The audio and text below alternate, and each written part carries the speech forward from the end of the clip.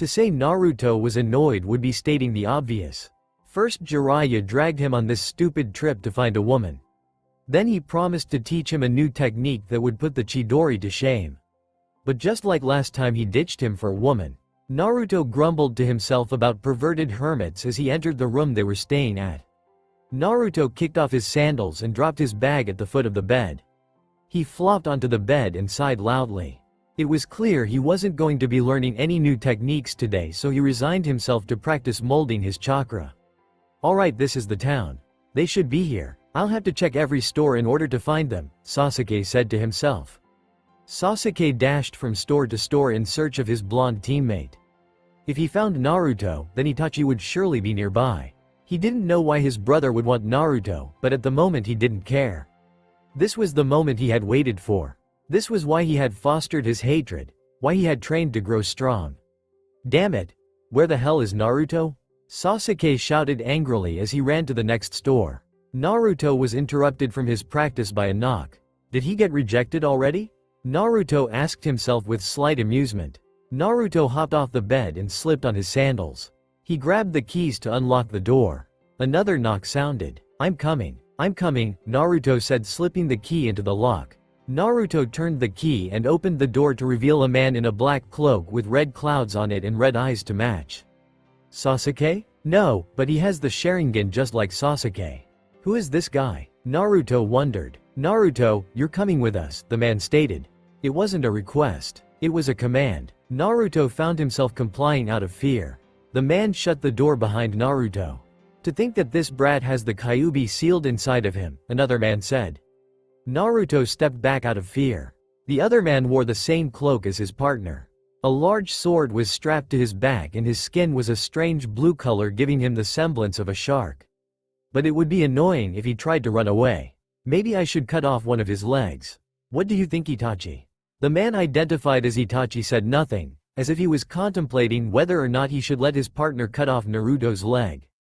The shark man grinned at Itachi's silence and pulled his bandaged sword off his back. Naruto audibly gasped. He tried to run, but he found himself frozen in fear. No, we wouldn't want his blood leaving a trail. I'll take care of it, Itachi finally said. Naruto turned to face Itachi. That was a mistake. The moment he met Itachi's eyes, he felt himself grow heavy and fell forward, blacking out before he hit the ground. Come Kisame. Jiraiya will be here soon. Grab the boy and let's go, Itachi said before vanishing from the hallway. Kisame picked Naruto up and tossed him over his shoulder before following suit. A moment later Sasuke came rushing down the hall before stopping in front of the room he knew belonged to Naruto.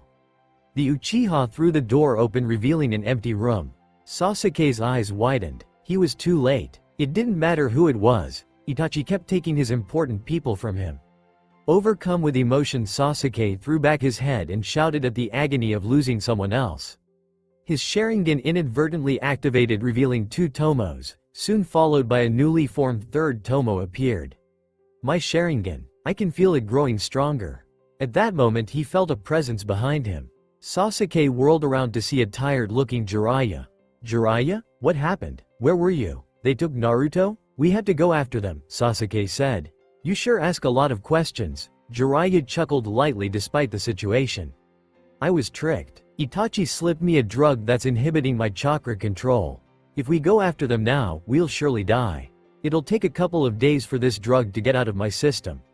2 days? By then Naruto will be dead, Sasuke said in frustration. No, he won't. They need him for something. I don't know what it is, but I do know they need him alive for it, Jiraiya said. What makes Naruto so special? Why is my brother after him? Sasuke asked. Jiraiya gazed at the Uchiha carefully. Naruto's Jinchuriki status was an S-class secret. Even so, it was certain that that was the reason for Akatsuki going after him. But this was Naruto's teammate, his involvement was a given, especially since a member of Akatsuki was also his brother. Itachi is a part of an organization called Akatsuki. It's comprised entirely of S-class criminals. They want Naruto for what he carries, Jiraiya revealed. Sasuke said nothing. Jiraiya was surprised. Sasuke seemed to be taking the information quite well. Finally Sasuke responded. It's the Kyuubi, isn't it?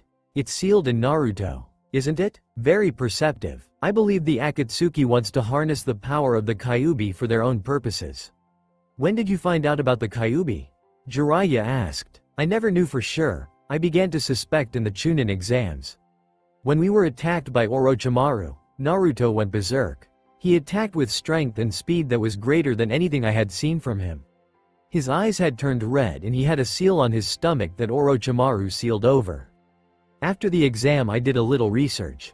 The Kyuubi died on the day Naruto was born. It seemed a little coincidental to me, Sasuke explained. Jiraiya strode over to the bed and laid down. What are you doing? Sasuke questioned. With this drug I won't be at full strength for at least 2 days. While I get my strength back, we'll go track down the new Hokage. Then with her we'll go after Itachi. So you better rest up, kid, we have a long day tomorrow, Jiraiya answered. You think I'll just go with you? Sasuke retorted, slightly irritated at his assumption. You will if you want to find Naruto, Jiraiya said. The Toad Sage shut his eyes, signaling the ending of the conversation. Sasuke grit his teeth, frustrated that he was powerless to do anything. Despite his anger, eventually it gave way to reason. Blinded by his hatred for his brother, he had overlooked the fact that he wasn't strong enough to kill his brother. He had come a long way from the scared boy he was when Itachi murdered his clan, but he still had longer to go before he could face Itachi in a one-on-one fight. You better not die, Naruto, Sasuke thought. Tobi ascended the stairs of the highest tower in a megacure. He needed to speak with Pain. The trajectory of his plans had been altered with Naruto's capture. He was aware that Itachi was assigned to capture him, but he had expected him to fail purposefully. Tobi was not a fool. He knew that Itachi's allegiance still lay with Konoha. Which meant that Itachi had a plan that was even outside of Tobi's knowledge. He knew Itachi was a resourceful shinobi and should never be underestimated, yet it seems he did just that. But it did not matter. Tobi had a way of tipping things back in his favor and to get Naruto willingly to help him. All he had to do was plant a seed in Pain's mind. Tobi arrived at the door at the tower's pinnacle to see the door already ajar. He stepped through into a dark room. There were 2 people present. The first was a woman. She wore the cloak signifying her membership in Akatsuki. Her hair was a striking blue, even in the dark. Atop her hair was a blue origami flower. Tobi could feel her amber eyes piercing him. It was clear she did not trust him. Tobi shifted his eyes to the other person in the room, the reason why he was here. This was the man known as Pain, who calls himself a god. And yet here he was looking like a frail cripple, attached to a machine that he used to control his 6 paths of pain. Pain, or more accurately Nagato, had red hair, a dead giveaway to his heritage, but his most noticeable feature was his eyes. The Rinnegan eyes, the eyes that once belonged to Sage of the 6 Paths. I knew you were coming, but you have not appeared before this body in quite some time. What is it that you want? Pain asked. Naruto Uzumaki has been captured, Tobi replied. I already knew this, and we shall soon extract the Kyuubi from him. And then we will continue to hunt the rest of the tailed beasts, Pain said. He is not like the other Jinchuriki. He will survive the extraction process, Tobi explained. Pain and Conan's surprise could not be hid. That's impossible, Conan protested. The tailed beast's chakra bonds with the hosts upon sealing.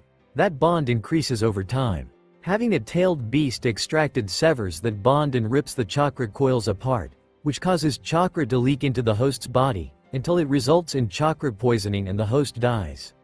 A person could not survive that. Not true. Naruto hails from the Uzumaki clan, a clan known for their mastery of Fuinjutsu and exceptional life force. He will survive the process. It does not matter, should he survive we will kill him. His purpose will have been served and he will no longer be needed, Pain said without hesitation. How cruel. Killing your own clan members. Even I did not think you would do such a thing, Tobi said with slight amusement in his voice.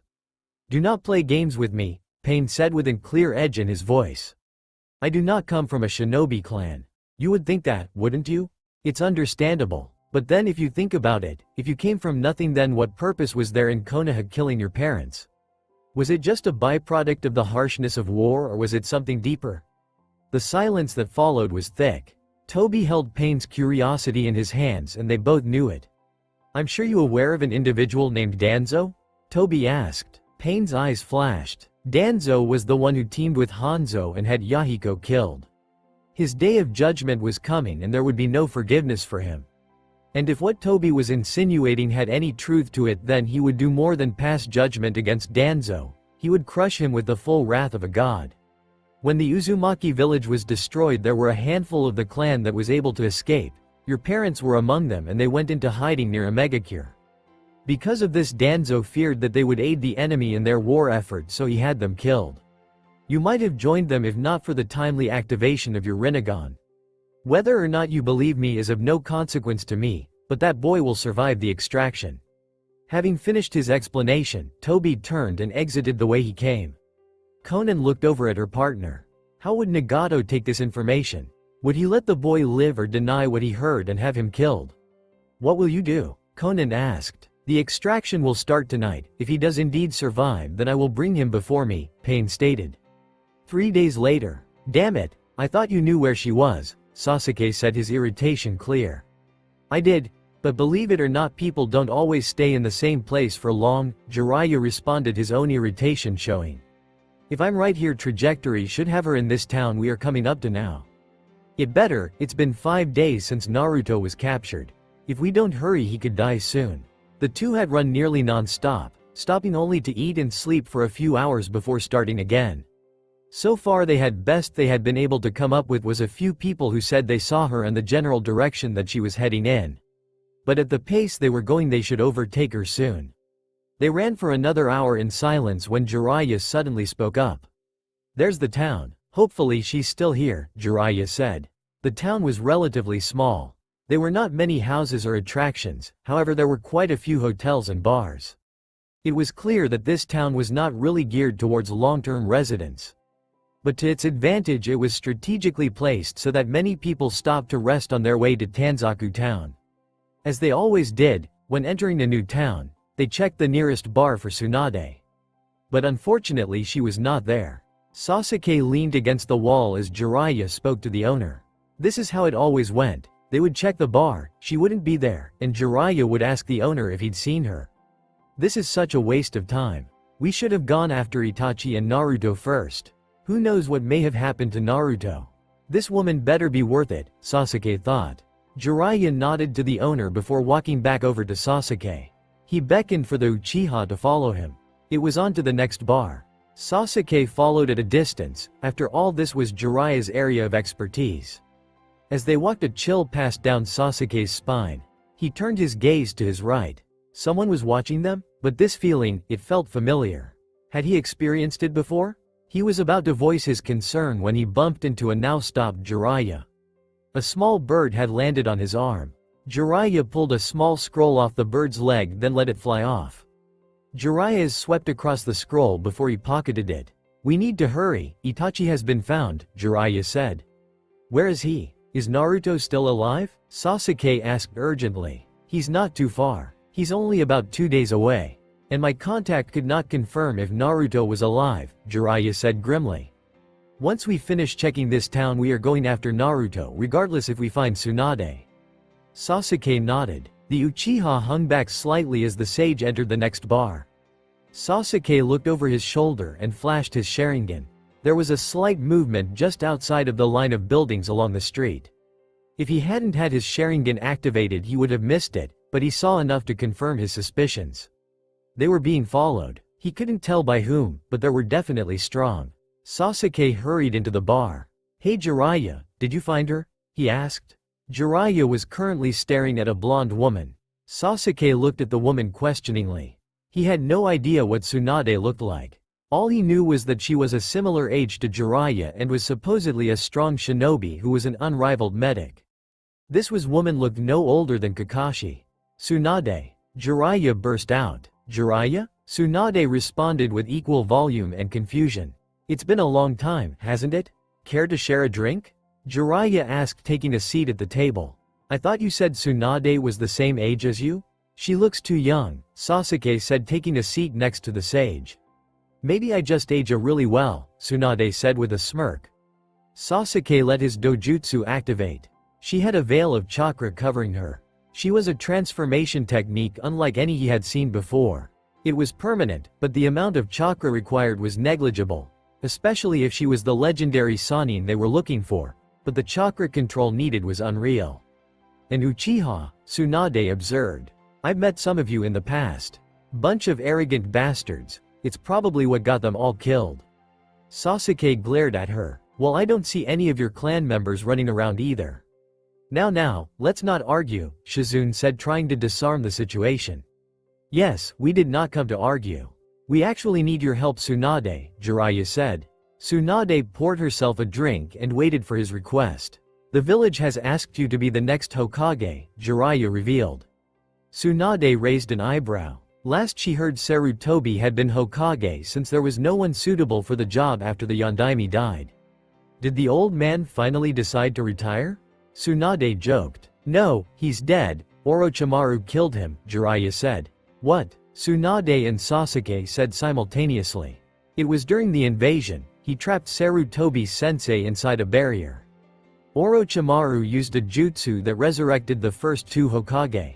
"Wait, he resurrected my grandfather?" Tsunade asked through barely contained rage. "It was an imperfect resurrection. He was just an animated corpse with a soul forced into it. He just looked like him, nothing more," Jiraiya explained. Tsunade nodded, calming down. "Anyways, it was almost too much for Sarutobi sensei, but he used the Shikifu Jin to counter Orochimaru's resurrection technique. He almost got Orochimaru too, but all he could get was his arms," Jiraiya continued. "To be able to fight equally with the Hokage. Orochimaru really was toying with me in the Forest of Death that time," Sasuke realized, thinking back. Sasuke reached up to his neck where his curse mark. This action did not go unnoticed by Jiraiya. He was aware of the mark Orochimaru put on those that interested him. This boy would be coming up to a choice soon, and all he could do was hope that he would choose correctly. "That figures," Tsunade said. "He went and threw his life away for the village, just like every other Hokage. Only a fool would want to be Hokage." Sasuke snorted. Tsunade's last statement reminded him of Naruto. "What's so funny?" Tsunade demanded. "My teammate, Naruto, wants to be Hokage. Coincidentally, most people would call him a fool," Sasuke said. Tsunade turned a questioning look to her former teammate. Jiraiya nodded, confirming her suspicions. This was the same Naruto who was the Kyuubi Jinchuriki, and the son of Minato Namikaze and Kushina Uzumaki. "That actually brings me to my second request. Naruto has been captured and I need your help to save him. I don't care if you accept the Hokage position, but please help me save Naruto," Jiraiya pleaded. Tsunade was taken aback. She had never heard Jiraiya beg for anything before. She had never met Naruto before, and she barely knew his parents. Other than Shizune, she had no one else she truly cared for, well, and Jiraiya, but she would never tell him. "All right, Jiraiya, since you're so insistent, I'll help you," Tsunade agreed. "But you owe me a favor." "Thank you. Let's hurry, we don't have much time." Sasuke and Jiraiya slid out of the booth and left the bar with Tsunade and Shizune quickly following. What was waiting for them was the last thing any of them wanted to see. Well, isn't this a pleasant surprise? It's been a while since all the Sannin were together like this. It's rather nostalgic, the snake Sannin chuckled to himself. White, that was all Naruto could see. But he couldn't tell where he was, or if he was even anywhere at all. Was this what death was like? No, everything hurt too much for him to be dead. It hurt too much for him to do anything. Even thinking racked his body with pain. Naruto curled into a fetal position, hoping to reduce the pain. It didn't work. He opened his mouth trying to scream out, but his voice failed him. He wasn't dead yet, but was this what it felt like to die? And then he heard it. It was like a whisper on the wind. At first Naruto thought he had gone insane from the intense pain, but then he heard it again, only closer this time. It was a voice. Someone was here with him. Naruto looked up. He could see someone running to him. No, there was more than one person. Naruto began to move. He struggled to pull himself up. After much effort and even more pain, Naruto staggered to his feet. His success was short-lived as he began to fall back down. But before he could hit the ground, someone caught him. Instantly the pain shrank back. Whoever this person was, they had a soothing touch like he had never experienced. Naruto looked up to see who it was. "Hello, Naruto," the person said with a smile. Naruto looked up at the person's face. He had never seen this person before, but that this was his mother. Then he felt another hand on his shoulder. It was a man who looked just like him. Naruto knew it was his father. Despite his pain, Naruto smiled. Naruto had been orphaned from birth. The Sandaime had told him that his parents had been strong shinobi who fell in the Kyuubi attack and that the Yondaime had sealed the Kyuubi in him. He never understood why he had been chosen to be the vessel for the fox. Until now, that is. The man before him was an older version of him appearance-wise, but this was the Yondaime, as in his childhood hero, who he had looked up to as a kid. The irony was not lost on Naruto. The man he wanted to be like and eventually surpass was his own father. This knowledge made him happy, but this was the man who burdened him with the fox. He was the reason why he grew up alone and why he was hated. Naruto jerked to his feet away from his mother. He pointed an accusing finger at his father. "You sealed the bastard fox in me. What the hell? How could you do that to your son? It was so lonely. Everyone hated me, for something I carry," Naruto shouted. Tears threatened to fall from Naruto's eyes. The combination of the emotions from meeting his parents for the first time and the release of the pent-up anger and loneliness he let build up over 13 years. He felt someone wrap their arms around him. "I chose you because you are my son. I believed in you. Minato didn't want to seal the Kyuubi in you, but he knew you would be strong enough to handle it. You are an Uzumaki after all. We have a history of being the Kyuubi's Jinchuriki," Naruto's mother revealed. "What do you mean?" Naruto asked, puzzled. "Kushina was the Kyuubi's Jinchuriki before you, and before her it was the Shodem's wife," Minato answered. Naruto was stunned. He never thought about where the Kyuubi was before it attacked the village, but he never would have guessed that it was sealed inside his mother. But then if it was sealed in her, why did it have to be sealed in him? Did the Kyuubi manage to break the seal? Wait, if the Kyuubi was sealed in you, then how did it attack the village and why did it need to be sealed in me? Naruto questioned. Minato's face darkened for a moment. "The seal is at its weakest in the time of childbearing. On the night you were born, a masked man appeared. Somehow he knew that the seal would be weak and he attacked us. He managed to rip the Kyuubi from its seal and set it on the village. But this man, not only did he know about the seal and the Kyuubi, but he also had control of it." He could control the Kyuubi? Is that really possible? Naruto asked, his surprise evident. There have been a few people throughout history who could do it. The Shodem was one of them, Minato explained. So then who was this guy? Naruto wondered aloud. "I'm not sure, but my guess is Madara Uchiha. He's the only one who's ever been able to summon the Kyuubi, and he was also present during the first sealing of the Kyuubi, so you would know its weaknesses. The only problem is that he should be much older than the man who attacked us, but he was definitely an Uchiha," Minato answered. "Whoever he is, you will face him in the future. Of that I'm certain. But don't worry Naruto, you will be ready. We believe in you," Kushina said encouragingly. Naruto smiled at his mother briefly, but it was quickly replaced by a frown. How would things have been different if not for this man? Naruto could have had a normal life and a normal family with normal friends. Whoever this man was, he had the right to hate him, to hunt him down and enact vengeance for his family like Sasuke. He could get mad and hate the world like Gaara. Naruto took a few steps away from his parents. The two exchanged a glance. They had no idea how he would take all this information. "I won't be angry," Naruto finally said. "This is the hand I've been dealt. I wish I could have gotten to know you, but I'm really glad that I got to meet you. Watch over me, okay?" Kushina moved to her son and embraced him and began to openly weep. "Thank you Naruto. I love you." Naruto did not know what to say to that. Nobody had ever told him that they loved him. He slowly returned his mother's embrace. Naruto didn't know how long they stayed like that or when his dad joined them, but to him time was a secondary matter. Their silence was broken by the blonde Hokage. "It looks like this is it. Our chakra signatures are fading. The seal has collapsed and I can't sense the Kyuubi anymore. They really sealed it away," Minato said. "Naruto, be careful and take care of yourself," Kushina implored with a motherly smile. Naruto smiled in response. "I will." Minato extended his hand to Naruto. Naruto reached out and grasped his father's hand. Kushina placed her hand on top of theirs and instantly a flash of pain coursed throughout Naruto's body. But just as quickly the pain vanished, making Naruto wonder if he had only imagined it. "Use it well son. Be strong," Minato said, confirming Naruto's suspicion. "What was that?" Naruto asked. "You'll see. Goodbye Naruto," Kushina said. Naruto's parents began to fade away until all that was left was the whiteness. And for the first time since he was born, his mind was solely his own. There was no Kyuubi sitting in a cage, and the traces of his parents were gone too. Now there was nothing but unending whiteness.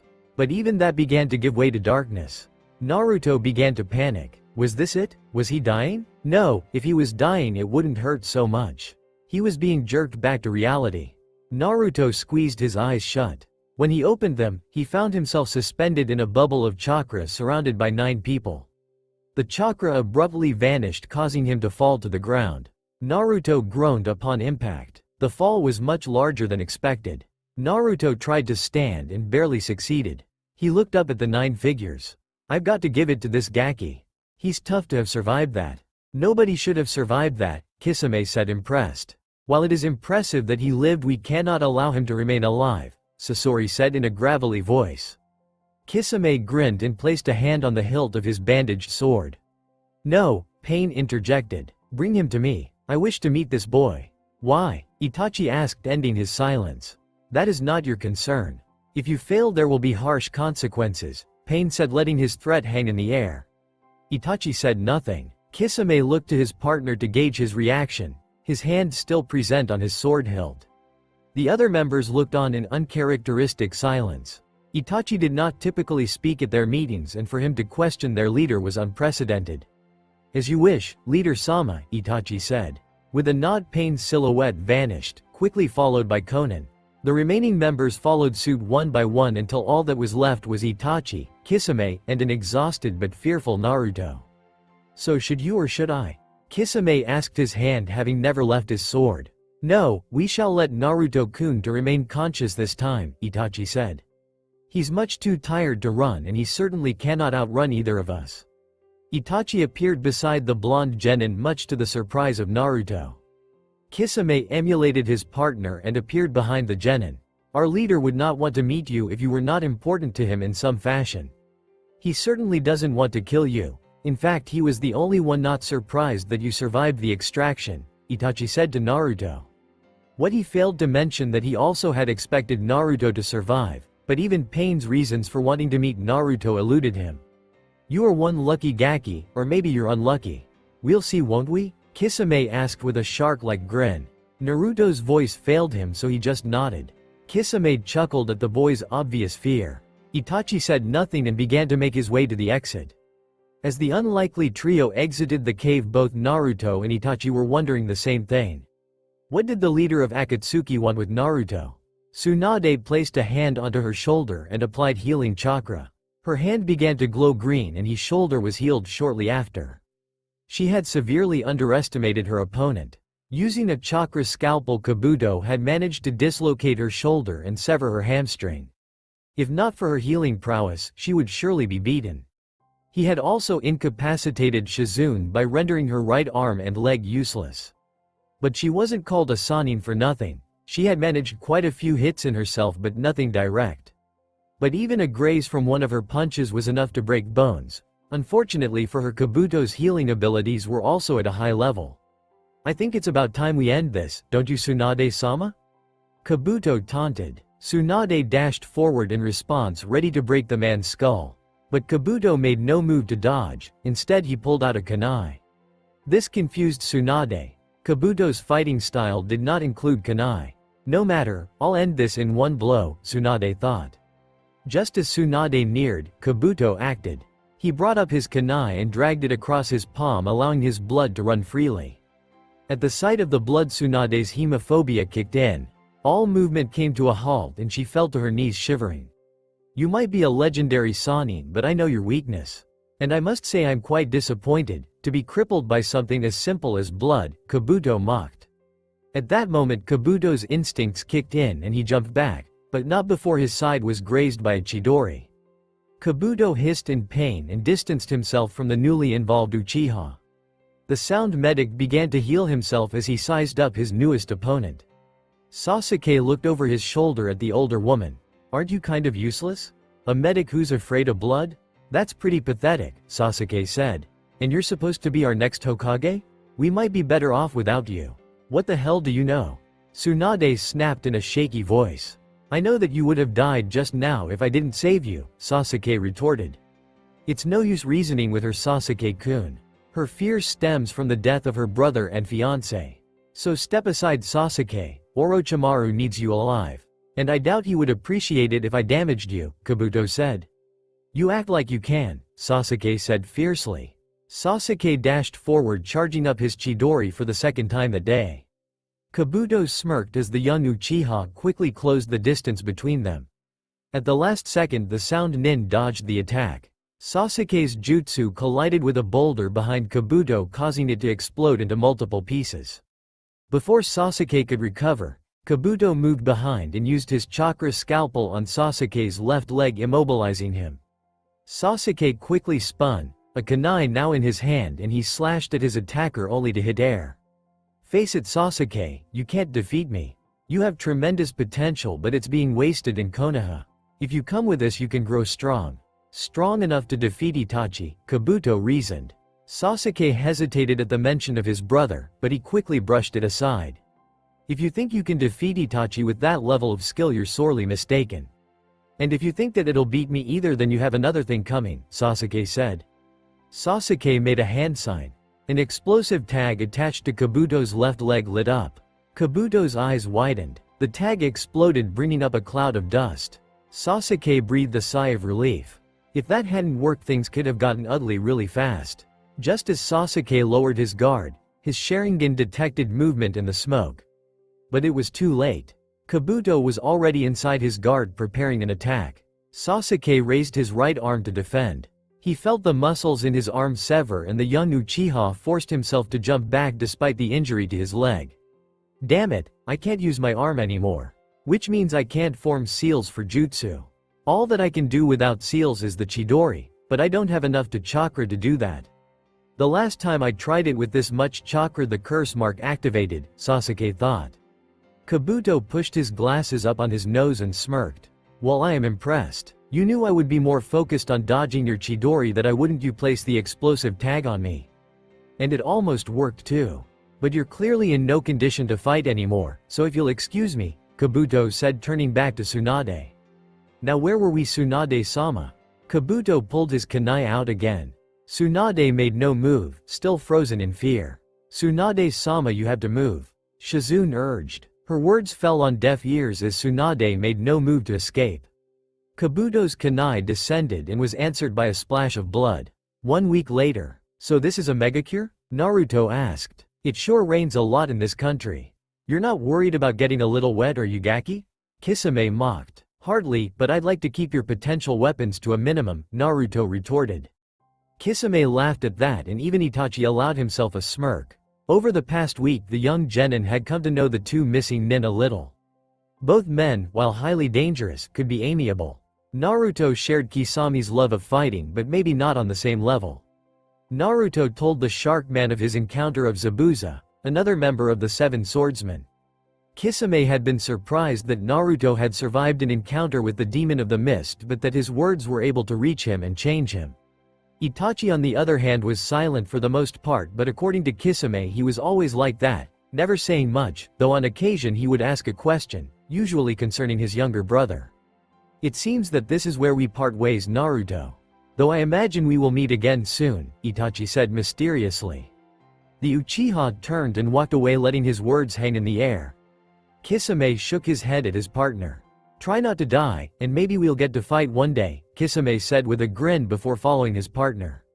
I'll have to train a ton, if I ever hope to be on a high enough level to fight him, Naruto mumbled to himself. With a sigh, Naruto turned to the village and entered through the gate. None of the shinobi made any attempt to stop him, even though he was wearing the Hite-ite of another shinobi village. Rather, it was like people purposely got out of his way, as if they were expecting him. Naruto had no idea where he was going or even who he was meeting. All he knew about this guy was that he leader of Akatsuki and he was called Pain. And his eyes, he had noticed them back in the cave. They were a grayish purple with rings in them. Itachi had called them the Rinnegan. He had yet to see anyone like that. As he neared the center of the village he felt someone watching him. Naruto turned around, but he saw nobody suspicious there. His instincts then kicked in and he looked up. At the top of the tower was a figure. Even from the great distance Naruto could see the Rinnegan eyes of the figure. This was Pain. Immediately Naruto felt a presence behind him. The genin turned to see a woman with blue hair and amber eyes wearing the cloak of Akatsuki. She's really pretty but she seems kind of scary, Naruto thought. You must be Naruto. Pain is expecting you. Come with me, the woman said and began to lead the way. Naruto hurried to follow. What awaited him even he didn't know. Sasuke fingered a kunai as he awaited the arrival of his sensei. Across from him was Sakura and someone Sasuke had never seen. He had identified himself as Sai when arrived and said nothing. The mood was somber but that was because of their failure to find Naruto. After the battle with Orochimaru and Kabuto, he was too injured to continue the pursuit so Jiraiya went on alone but he found nothing. If that damned snake hadn't shown up we might have caught up to Itachi, Sasuke thought. Flashback. Kabuto's kunai halted inches from Tsunade. Suddenly he started to quickly lose feeling in his body. The last thing he saw was the Chidori sticking out of his chest before he never saw again. Sasuke retracted his sparking hand. I told you that you couldn't defeat me with that level of skill, Sasuke scorned. Tsunade looked up at the young genin and her eyes grew wide. The Uchiha was covered in black marks and his left hand was bathed in blood. The boy's eyes returned to their dark color and the boy fell forward. Tsunade reached out and caught him. He heard a chuckling sound behind him before he blacked out. End flashback. He wasn't awake for what happened next, but apparently Orochimaru fled and Jiraiya went after Itachi and returned in the morning having found nothing. In the end Tsunade returned to the village but refused the Hokage position because she felt her fear of blood made her unfit to be Hokage. Instead she decided to work to overcome her fear and when she did she would lead a new medical division along with Shizune. And because the Sannin had declined the job offer Kakashi became the new Hokage instead. This brought them to today, the day when Team 7 would begin anew. He and Sakura were to remain on the team, and apparently Sai was their new teammate. But they had no idea who their sensei would be. The unsuspecting genin had no idea they were about to find out who it would be in a dangerous fashion. A kunai came flying towards the still-seated Sai. The pale boy moved quickly and ducked under the kunai. He quickly moved to a fighting stance drawing his tanto. Sasuke followed suit activating his Sharingan and drawing a kunai. Sakura on the other hand panicked and fell over. Well, it's pretty clear which of you would have survived, a voice said. The three genin turned to see a purple-haired woman. I will be your new sensei, Anko informed with a grin. Oh hell, Sasuke thought. Is this really the only way to the top? Naruto asked with the hint of a complaint. This is the way we are taking, and we are not going to the top, Konan said. That was the third time the blue-haired woman had shot down any attempts by Naruto to make conversation. She didn't even give her name when he had asked. Whoever this woman was she wanted nothing to do with him. The pair was nearing the top of the tower. There had been nothing really to see on the way up. There were a few rooms on various floors but there seemed to be no pattern to them. The same applied to the windows, few and far between. All in all the tower was tall but that was about the only interesting thing about it. They continued on in silence for a few more minutes before coming to a floor that was different from the previous ones. There was an open room that had a ledge that jutted from the side of the tower. This was the floor that Naruto had seen, the one with the Rinnegan looking down at him. Naruto looked up. There were still a good amount of floors until the top. They weren't going to the top, but that didn't stop Naruto from being curious about what was up there. Naruto turned his gaze back to the room before him. On the ledge was the man Naruto had seen. The man performed a few hand signs and raised his hands to the sky. In a moment the rain ceased falling. Naruto's eyes grew wide. Whoever this Pain guy was, he had to be incredibly strong to be able to stop the rain. Pain took one last look over the village before he turned to see his guests. His Rinnegan eyes swept over the two before him. Welcome Naruto, I am Pain. Nice to meet you Pain-san. Naruto answered, his nerves building under the harsh gaze of the Rinnegan. Do you know why you are here, Naruto? Pain asked. Naruto shook his head, not trusting his voice. You survived the extraction process, which should be impossible. Yet you stand here no different from before the extraction, Pain said. You have piqued my interest. Naruto did not know what to say in response. The leader of Akatsuki was interested in him. Whether or not that was a good thing, Naruto did not know. You will be staying here in the village for the time being. Living quarters have been arranged for you. While you are here, Conan will be your guide. Hang on a second, you just expect me to stay here? But my home is Konoha, Naruto protested. Konoha gave up the search for you. They think you are dead, Pain said. This information shocked Naruto. Konoha had given up on him. All his friends back home, he may never see them again. Did they miss him? Did they even care that he was gone? Naruto didn't know how to process this. He'd always had a home. He'd always had friends. And now he had both stripped from him. The pain of this loss threatened to crush him. Pain looked on with a curious expression. As a child he had his parents taken from him and it had caused him great pain and helped him grow. But in this situation the ones Naruto cared about were giving up on him. How would Naruto answer this pain? Naruto's eyes began to tear up. But then a part of him questioned why he would shed tears for a place that mistreated and only ever offered him hate. They had only ever seen him as a demon, only a few people actually saw the real him. If they would give up on him so easily, then he would do the same thing to them. Naruto reached up and untied his hite from his forehead. Pain nodded his approval. Naruto had been confronted with pain and he had grown. He still had a long way to go, but this was a good sign. We will speak again tomorrow. This is much you and I still have to discuss, Pain said. The Rinnegan turned away from the two, signaling the end of the conversation. Naruto nodded his understanding and also turned to leave. Conan stared at the back of the diva path before following after Naruto. Naruto walked down the stairs with a purpose as if he was looking for something. Conan was confused. The tower was mostly empty. What could he possibly be looking for? Here it is. Naruto approached the window and proceeded to jump out. Conan's expression turned to one of shock and she rushed to the window. Naruto was sliding down the side of the tower, using his chakra to keep his descent at a manageable pace. Conan shook her head and allowed her body to split into a multitude of paper butterflies. Naruto was laughing as he rapidly descended the height of the tower. There was no way he would walk down the huge tower, not when he could slide down like he was.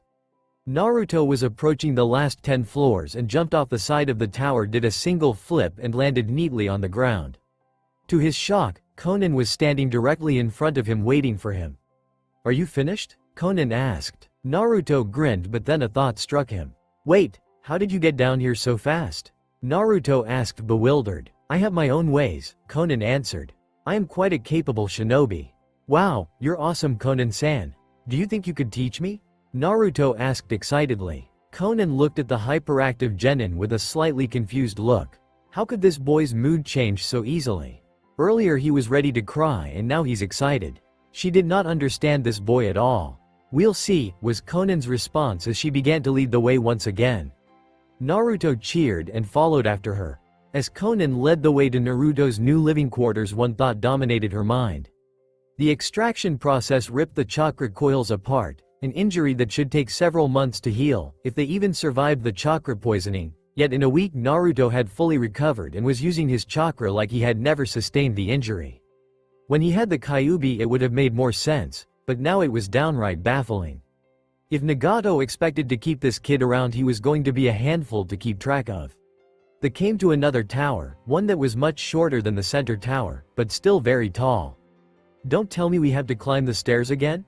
Naruto complained. If you'd like we can take a more direct route, Conan said. Naruto cocked his head in confusion. Conan leapt towards the building, sticking to the side with her chakra. Naruto grinned and followed after his guide. When they reached the 7th floor they entered through a window coming into an empty but well-lit hallway. Conan walked to the hall's end and opened the room at the end. This is your room. You will stay here until Pain determines what he wants to do with you. The room was nothing flashy, but it was still far better than anything he had lived in Konoha. Do you know why Pain is so interested in me? It has to be more than just because I survived the extraction, Naruto asked nonchalantly as he inspected his new living space. Conan raised an eyebrow. This boy was more perceptive than she had originally given him credit for. I do, but it is not my place to say. As Pain said, you will speak again tomorrow. Perhaps that will shed some light for you. Naruto nodded at this response as he entered into the bedroom off to the side. The bedroom consisted of a bed, a stand at the bedside, 2 separate dressers, and a closet and bathroom in connecting rooms. Naruto approached the bed and placed his hite on it. Naruto furrowed his brow at the leaf symbol. He was no longer a shinobi of the hidden leaf. What did that mean for him now? Naruto's train of thought was interrupted by his stomach grumbling. I can show you the way to a restaurant if you are hungry. Conan beckoned the boy to follow her. I think that would be best, Naruto said sheepishly. Shortly after the two had seated themselves in a restaurant, a waiter approached them ready to take their order when he noticed who his patrons were. You're God's angel, he exclaimed. Once the man had quieted down, the two placed their orders and awaited the arrival of their food. Naruto looked at the blue-haired woman curiously. This did not go unnoticed by Conan, so she decided to address it directly. Pain is known as a god. I am his messenger. As a result, the people call me an angel, Conan explained with a shrug. Pain must be a strong shinobi to be called god, and you must be strong too, Naruto marveled. Pain has never lost since he became a shinobi, Conan said. Naruto was surprised. Even the strongest shinobi he had known had lost at some point. To have never lost was amazing. But it made him wonder about his own status as a shinobi again. The food arrived and the two ate in silence as Naruto pondered his next move as a shinobi, or if he could even be called a shinobi anymore. Am I a missing nin? Naruto asked his companion. You're considered to be dead, so technically you're nothing, Conan said matter-of-factly. Naruto's expression turned into one of grim sadness. What was he supposed to do now? What was he supposed to be? All he had ever known was the life of a shinobi. You know, ever since I can remember I've wanted to become a shinobi and be the greatest Hokage ever. I thought if I did those things I would be acknowledged by everyone. I was so lonely back then, everyone hated me and went out of their way to ignore me, and when they didn't do that they would call me names. But I didn't mind, it meant that they actually saw me, if only for a moment. And now my dream is dead, and I'm back to being lonely, but at least I'm not hated, Naruto shared with this woman he barely knew. Conan said nothing. For the first time since she met this boy she was at a loss for words. She had just assumed that he was just some hyperactive knuckle-headed genin, but he had depth to him. The loneliness that he had experienced had shaped a strong person that was the core of Naruto's person. And even more amazing than that was the genuine happiness that he showed on his exterior. Someone of his background should have never turned out the way he did. Konoha was lucky that they did not create a monster. Conan finally spoke. Your dream was never becoming Hokage. It's being acknowledged by people. You don't need to become Hokage to do that, that's just a means to an end. Your dream is not dead and you'll be a shinobi again, Conan said. You really think so? Naruto asked. I'm sure of it, Conan said. Naruto smiled and for the first time that night Conan returned his smile.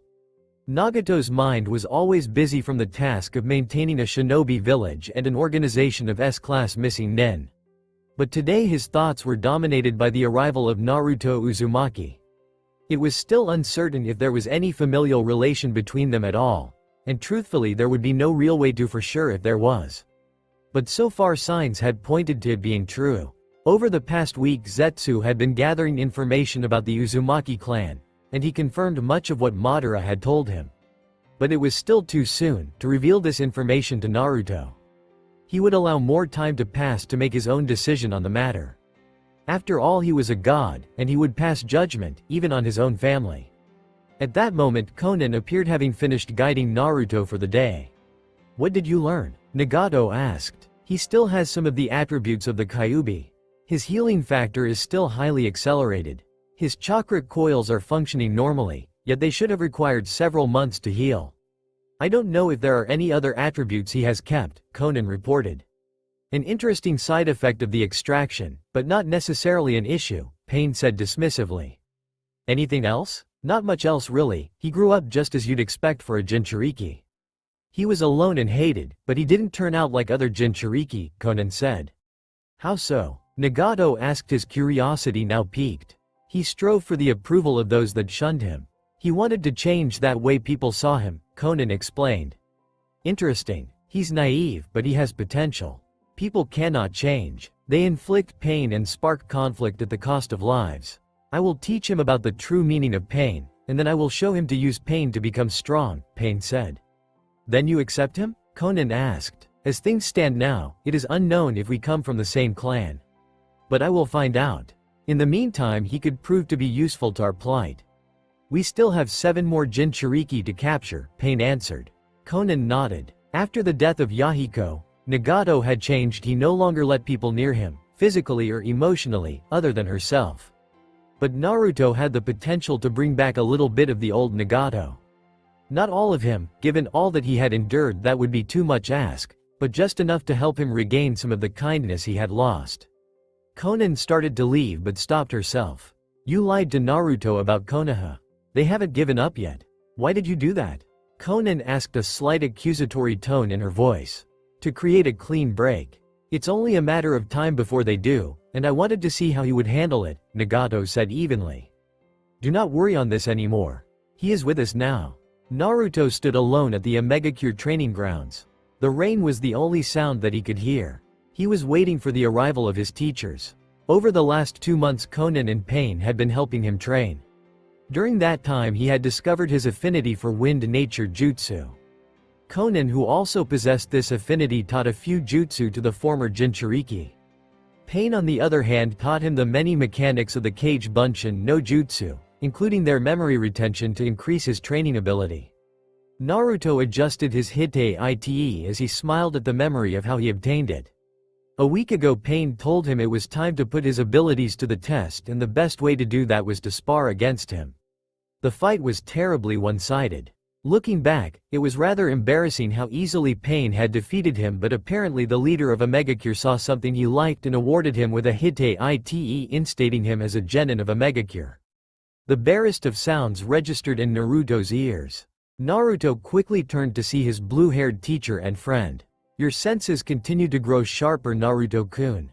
Before you couldn't hear me approach in the rain, Conan praised. Thank you, Conan-chan, Naruto grinned. What are we going to train in today? Actually, we won't be teaching you today, a voice said from behind Naruto. Naruto didn't need to turn to know it was Pain, but he was mentally kicking himself for letting his teacher get this close to him without noticing.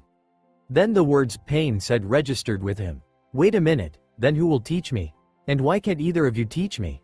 Naruto asked, his complaint evident in his voice. There will be no training today. You will be going on a mission with 2 other team members, and we have business to attend to that will occupy much of our time for the foreseeable future, Pain said calmly. Really? I get to go on a mission? Alright, Naruto cheered. This mission is of the highest importance. This is your chance to prove yourself to me. Failure will not be accepted, Pain said with authority. I won't let you down. But what is the mission? Naruto asked. You will find out when you meet your teammates, Pain answered. Well, where are they? Naruto asked, seeing nobody around. They aren't here in the village. Someone will take you to them, Conan answered.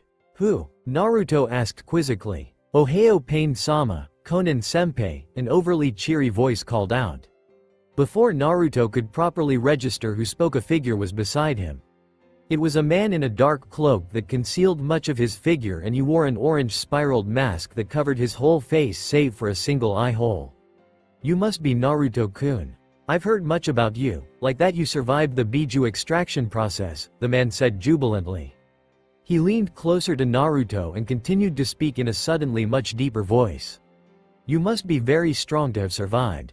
Naruto recoiled from the man as if he was struck. Naruto had no idea who this guy was or what to make of him. Was he a threat or an ally?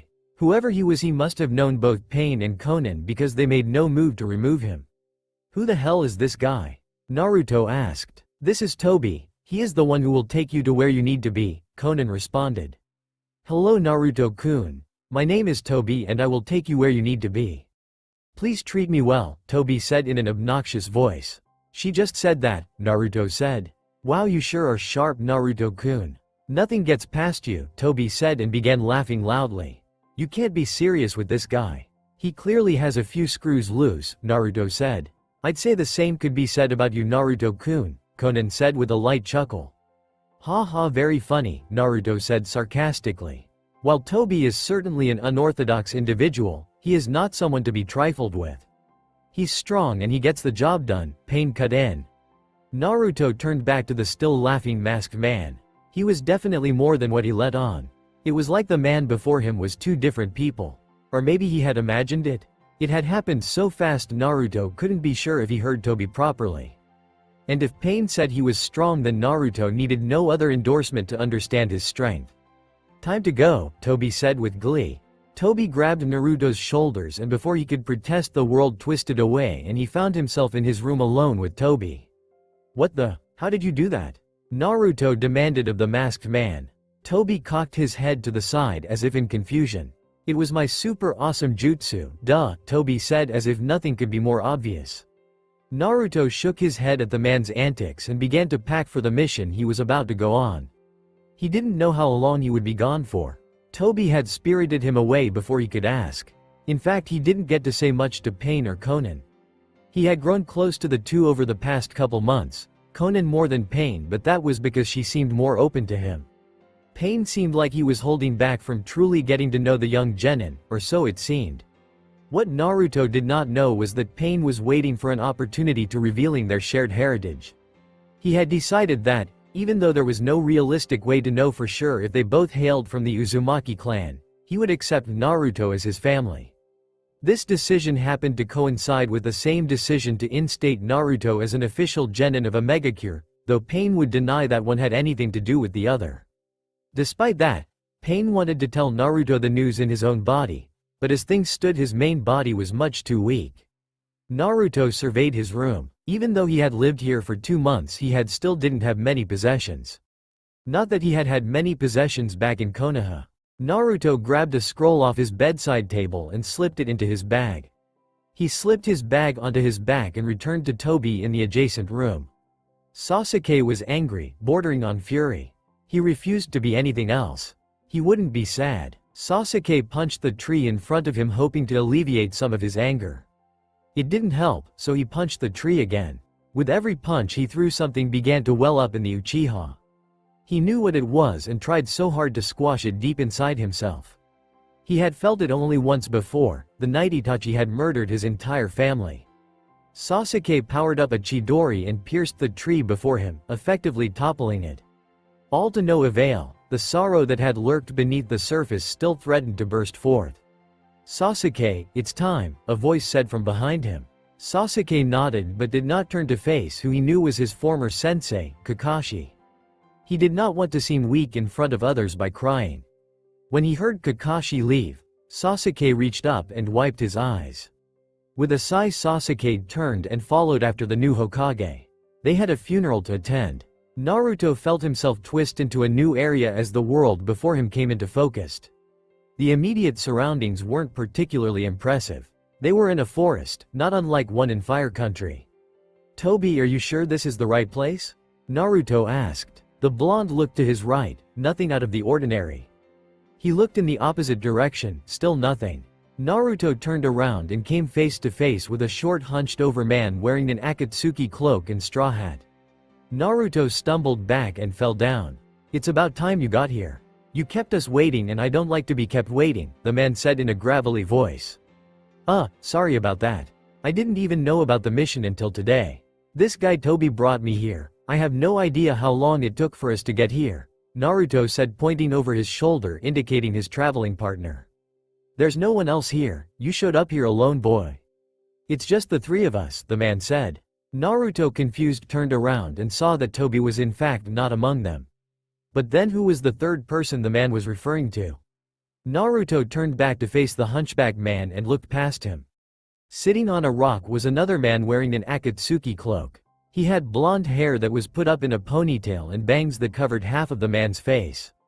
"Yo," the man greeted, raising a hand as if to acknowledge Naruto's presence. Naruto stared at the man for a moment as if he was trying to figure something out. Naruto turned back to the hunchback man. "Is that a guy or a girl?" Naruto asked in a whisper. "What the hell is that? Clearly I'm a man. I ought to blow you up for that, but I wouldn't waste my art on the likes of you," the man said indignantly. Naruto had the presence of mind to look embarrassed at his blunder. "That is my partner Deidara, and I am Sasori," Sasori said through a throaty chuckle. "And you are Naruto. Leader Sama told us that you would be joining us on our mission." "Leader Sama? You mean Pain?" Naruto asked. "He is the leader of Akatsuki.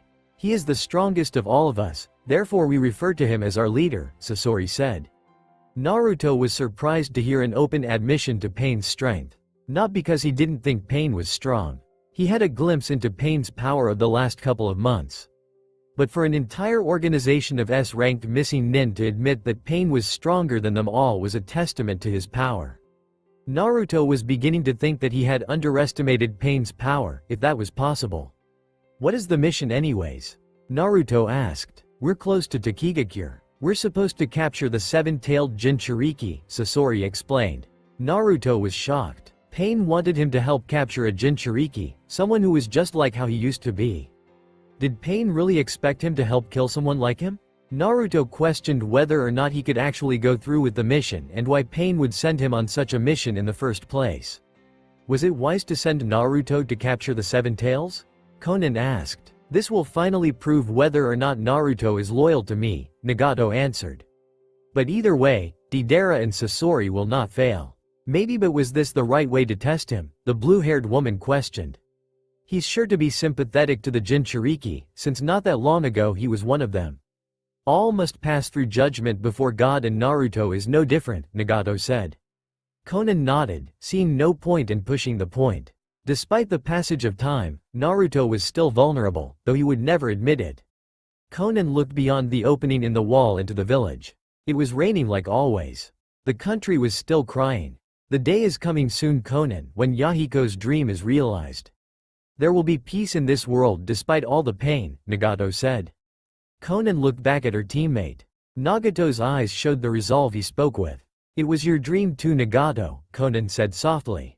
Nagato's gaze fell ever so slightly, but it did not go unnoticed by Conan. "We should get ready. We have our own mission to attend to," Nagato said. Conan nodded. She would follow Nagato to the end of the earth. She would be the bridge for his dream, even if he was too guilty to accept it as his own. Sasuke watched them lower the body into the ground and begin to pile dirt into the grave. He could hear sobbing behind him. Sasuke turned slightly to see Hinata crying profusely. Truthfully, he wasn't surprised. What did surprise him was that his own teammate, Sakura, shed no tears at all. Kakashi stepped forward once the grave was properly filled. He was a good shinobi. He was willing to lay his life on the line to protect those he cared for, and if not for his role we may have not survived the invasion. It's a tragedy that things ended this way for him. But he won't be forgotten, the mask-wearing Kage said solemnly. There were more words said by multiple people, but to Sasuke it was all irrelevant. He didn't care about what they had to say, it wouldn't change anything. He was vaguely aware of the attendants leaving, of Anko placing a hand on his shoulder in silence before she left, and of the blank expression on Sai's face before he left.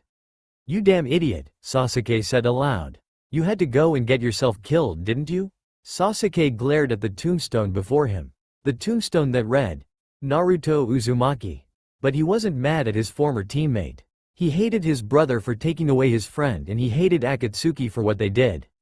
"I swear to you, Naruto, your death will not go unpunished. I will destroy Akatsuki." "Deidara-chan, I thought you said we were almost there. We've been walking for hours now," Naruto complained. Deidara whirled to face his fellow blonde. "What the hell is with that Chan stuff? I told you I am not a girl." Deidara shouted. "Then don't have a girl's haircut," Naruto retorted. "That's it." Deidara reached his hand into his pouch of detonating clay and then tossed a clay spider at the genin. Naruto caught the spider and looked at Deidara with a confused look. Deidara made a hand sign with a wicked grin. The spider immediately exploded, hiding Naruto in a cloud of dust. "Excessive as always, now you probably alerted every Takigakure shinobi of our presence," Sasori said. "Don't worry, Sasori, my man. I only used level C1 explosives, it'll be fine," Deidara said, waving off his partner's concerns. Naruto emerged from the dust cloud with little more than a few burn marks on his hands, which were slowly healing. His wounds are healing at an incredible rate. Conan said he had retained his healing ability from when he was the Kyuubi's Jinchuriki, but even this is beyond what it should be, Sasori noted. Is it possible his healing factor has increased even further even without the Kyuubi? "Geez, Deidara-chan, I had no idea you were so sensitive," Naruto laughed. "I swear, if Leader Sama wasn't so interested in you, I'd kill you right now," Deidara said, glaring at the boy. "If we could move on, you two are making me wait." "I don't like to be kept waiting," Sasori said with impatience. Naruto gave a big grin to Deidara, further infuriating the missing nin, before following after Sasori. Despite their recent antics, a comfortable silence settled in as the three continued on their mission. They encountered no resistance despite the explosion set off by Deidara. All the while Naruto's thoughts were dominated by two things. Could he really help capture a fellow Jinchuriki and his meeting with Tobi? He could understand the pain of being a Jinchuriki, what it was like to be lonely and hated. It unsettled him to think he might have to fight another Jinchuriki. It wouldn't be like his fight with Gaara. They would be total strangers with no realistic or believable way of understanding each other's feelings now that he was no longer a vessel of the Kyuubi. And Tobi. He was such an enigma that Naruto had no idea what to make of him, but something about the man stood out: his mask. Naruto recalled his father's words about how a masked man had attacked them at the time of his birth. The blonde couldn't go around accusing every masked man of attacking his now dead parents. But whether or not Tobi had anything to do with that attack, Naruto knew this man was one that he needed to be wary of and avoid fighting, at least at his current level of power. Naruto's train of thought was halted when the three companions happening upon a clearing with a single hut placed in the center. "Well, this seems to be the place, our intel indicated," Sasori said. "Then how about I send in a greeting?" Deidara asked. Before an answer could be given, two clay birds flew through the hut's windows. Art is an explosion. Immediately an explosion followed, blowing a hole in the side of the hut with smoke pouring out. A minute passed before a figure appeared from the smoke cloud. Naruto clenched his fists as he prepared himself for the oncoming fight. Nagato leaned on Konan, as he was incapable of doing standing on his own, due to the injury he received from Hanzo years ago. Before them was the Gedo Mazo. Two of its eyes were opened, as a result of the sealing of two biju. "Is this a good idea?" Konan asked with a hint of worry in her voice. "Perhaps, but even in the worst-case scenario the consequences are nothing we cannot overcome and correct," Nagato answered. "And what is the worst-case scenario?" "The Kyuubi would be released," Nagato stated matter-of-factly. "But without a host, it would be simple to recapture it."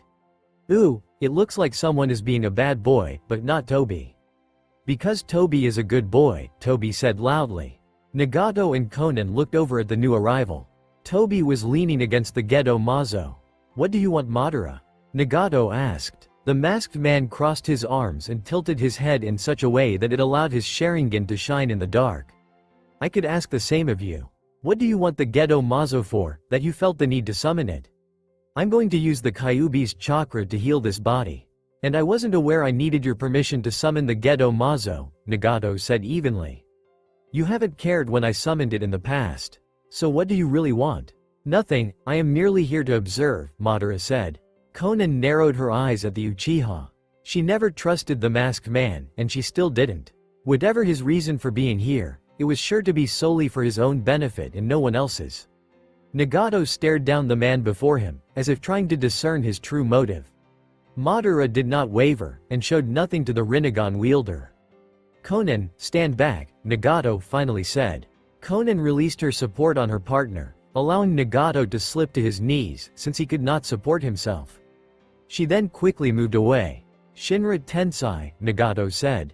The black rods in Nagato's back began to shake and then violently flew from his back as the force of his jutsu took effect.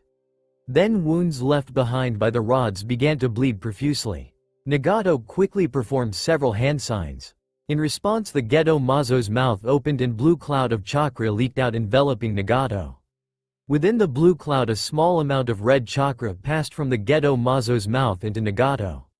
The wounds on Nagato stopped bleeding and began to close up. A smirk graced the Uzumaki's face as he stood upright on his own for the first time in years. He could feel his muscles returning to their normal state before the incident with Hanzo. His main body was no longer weak. Nagato halted the chakra flow from the Gedo Mazo with a few more hand signs and watched as the blue chakra dissipated. "Bravo, now you might actually be able to pass as a god," Madara said in a mocking tone. Before any response could be given, Madara twisted out of existence, leaving no trace of his presence. "Even you will pass before judgment, Madara. No one can escape it forever," Nagato said. "Come Konan, there is still much to prepare." The two made to leave when they heard a cracking sound resound. They turned to see a large crack cutting diagonally across the Gedo Mazo's face. "What happened?" Konan asked. The Gedo Mazo is imbalanced, because we sealed the Kyuubi too early. If we don't rebalance it, then the whole thing will break apart and release the Biju we've already sealed, Nagato explained. Then how do we restore balance to it? Conan questioned. Naruto, Deidara, and Sasori should be capturing the Nanabi soon, and that will give us a few months to create a more long-term solution. But to do that we'll need to seal the Biju on the opposite end of the power spectrum, Nagato answered. You mean the Ichibi? Yes, the Ichibi would be an ideal target. Its Jinchuriki is still young and inexperienced and Suna is still suffering from the backlash of their failed invasion, so it would be a simple matter to slip in and capture the Jinchuriki. Gaara, I believe was his name, Nagato said. And what of Naruto? According to Zetsu's intel, Naruto battled Gaara and eventually befriended him. He will not take it well at this point in time, if we capture Gaara, Conan pointed out. Naruto's loyalties are slowly turning to our cause. After his mission I will fully explain what our true goal is. And I will tell him of our shared heritage. But even with that, I am not so naive as to believe that he would assist or even condone the capture of his former friend, Nagato said. Naruto will not need to know. Hey, it's rude to blow up a person's home you know, a female voice said. Naruto looked at the girl that had come out of the broken hut. She looked to about the same age and height as Naruto. She had short spiky mint green hair with an orange hair clip that matched her eyes. She wore a sleeveless white short that exposed her midriff, a white skirt and white armlets to match. On her arm was a Hite Ite of Takigakure. But what captured Naruto's attention was her tan skin. Having spent most of his life inside Konoha, he had only ever seen people with fair skin. Truthfully he thought the girl was very pretty, so it made him sad that they would have to capture her. What's your name? Naruto asked. Idiot, we don't need to know her name. We just have to capture her, Deidara said. My name is Fu, and I won't be getting captured today, Fu said fiercely. Naruto, since this mission is to prove both your strength and loyalty, perhaps you would like to be the one fight her, Sasori suggested. Naruto had been afraid of this exact scenario. Having been Jinchuriki himself not that long ago, he could understand the pain that a Jinchuriki went through. And while he didn't know Fu's situation, he could only imagine it was similar to his own. Naruto nodded and stepped forward and dropped into his battle stance. Fu cocked her head in confusion. It was clear that this boy was reluctant to fight her, yet he was going to anyways. Fu drew a kunai as she prepared to fight too. If this is how strong your resolve is, then you won't be able to beat me, Fu stated. Fu dashed forward, quickly closing the gap between herself and Naruto. Naruto was shocked at how fast she was and leapt back, barely dodging Fu's initial attack. Fu followed after him, leaving him no chance to counter. Naruto jumped up onto a nearby tree branch and backflipped off. Fu jumped up to meet him and giving him a gash across his chest. To Fu's surprise he poofed in a cloud of smoke. Fu twisted around to see Naruto's hands in the snake seal. Wind style. Great breakthrough. A strong gust of wind threw the girl towards the ground. Before she could collide with the ground, wings sprouted from her back and she righted herself. Naruto looked up at the now winged girl, thinking of a new plan of attack. It was clear to him that this girl was poorly trained, similar to how he was when he first graduated from the academy. She did too many frontal attacks, just like he did, but she was much more reliant on her inner demon than he had been. Though if he had known, he likely would have been the same way. With a decent strategy he could take her down, but he would have to be careful. Naruto took some shuriken from his tool pouch and threw them at the girl. She easily dodged and rocketed towards him. Naruto was racing through a set of hand seals, but he was too late as Fu picked him up and flew towards the treetops and she twisted around and hurled him at the ground. Naruto crashed violently into the ground, creating a small crater. He wiped away a small trickle of blood from his mouth. He leapt towards her, forming yet another set of seals, but she was too quick again and stabbed him with her kunai before he could finish.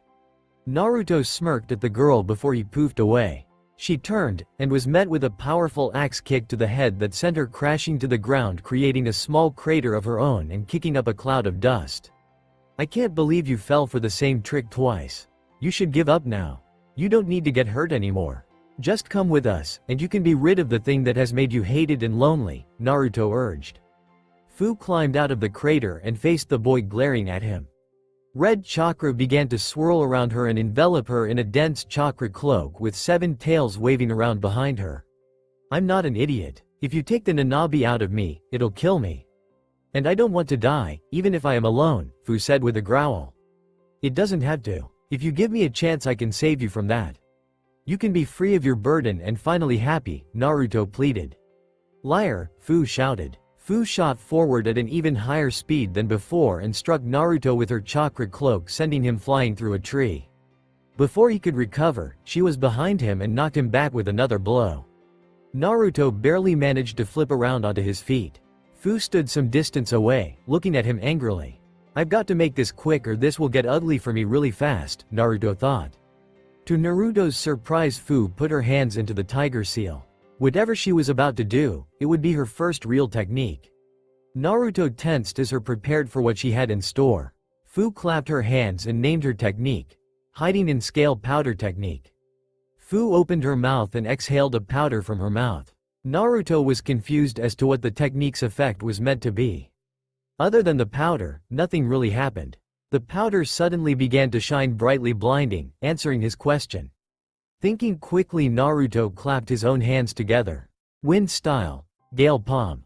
An isolated gust of wind shot away from Naruto, pushing back the blinding powder. Before he could do any follow-up attack, Fu burst forth from the veil of powder. Naruto stepped back, shocked at her quick recovery. Fu jumped at Naruto, knocking him to the ground, pinned his arms down and bit his neck. Deidara looked over at his partner. What the hell are we watching right now?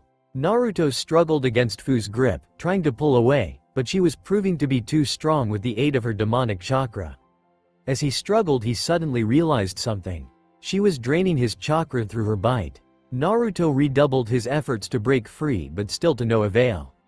Then an idea came to him, as he tried to reach his tool pouch. Unfortunately, he couldn't get his arm around his back.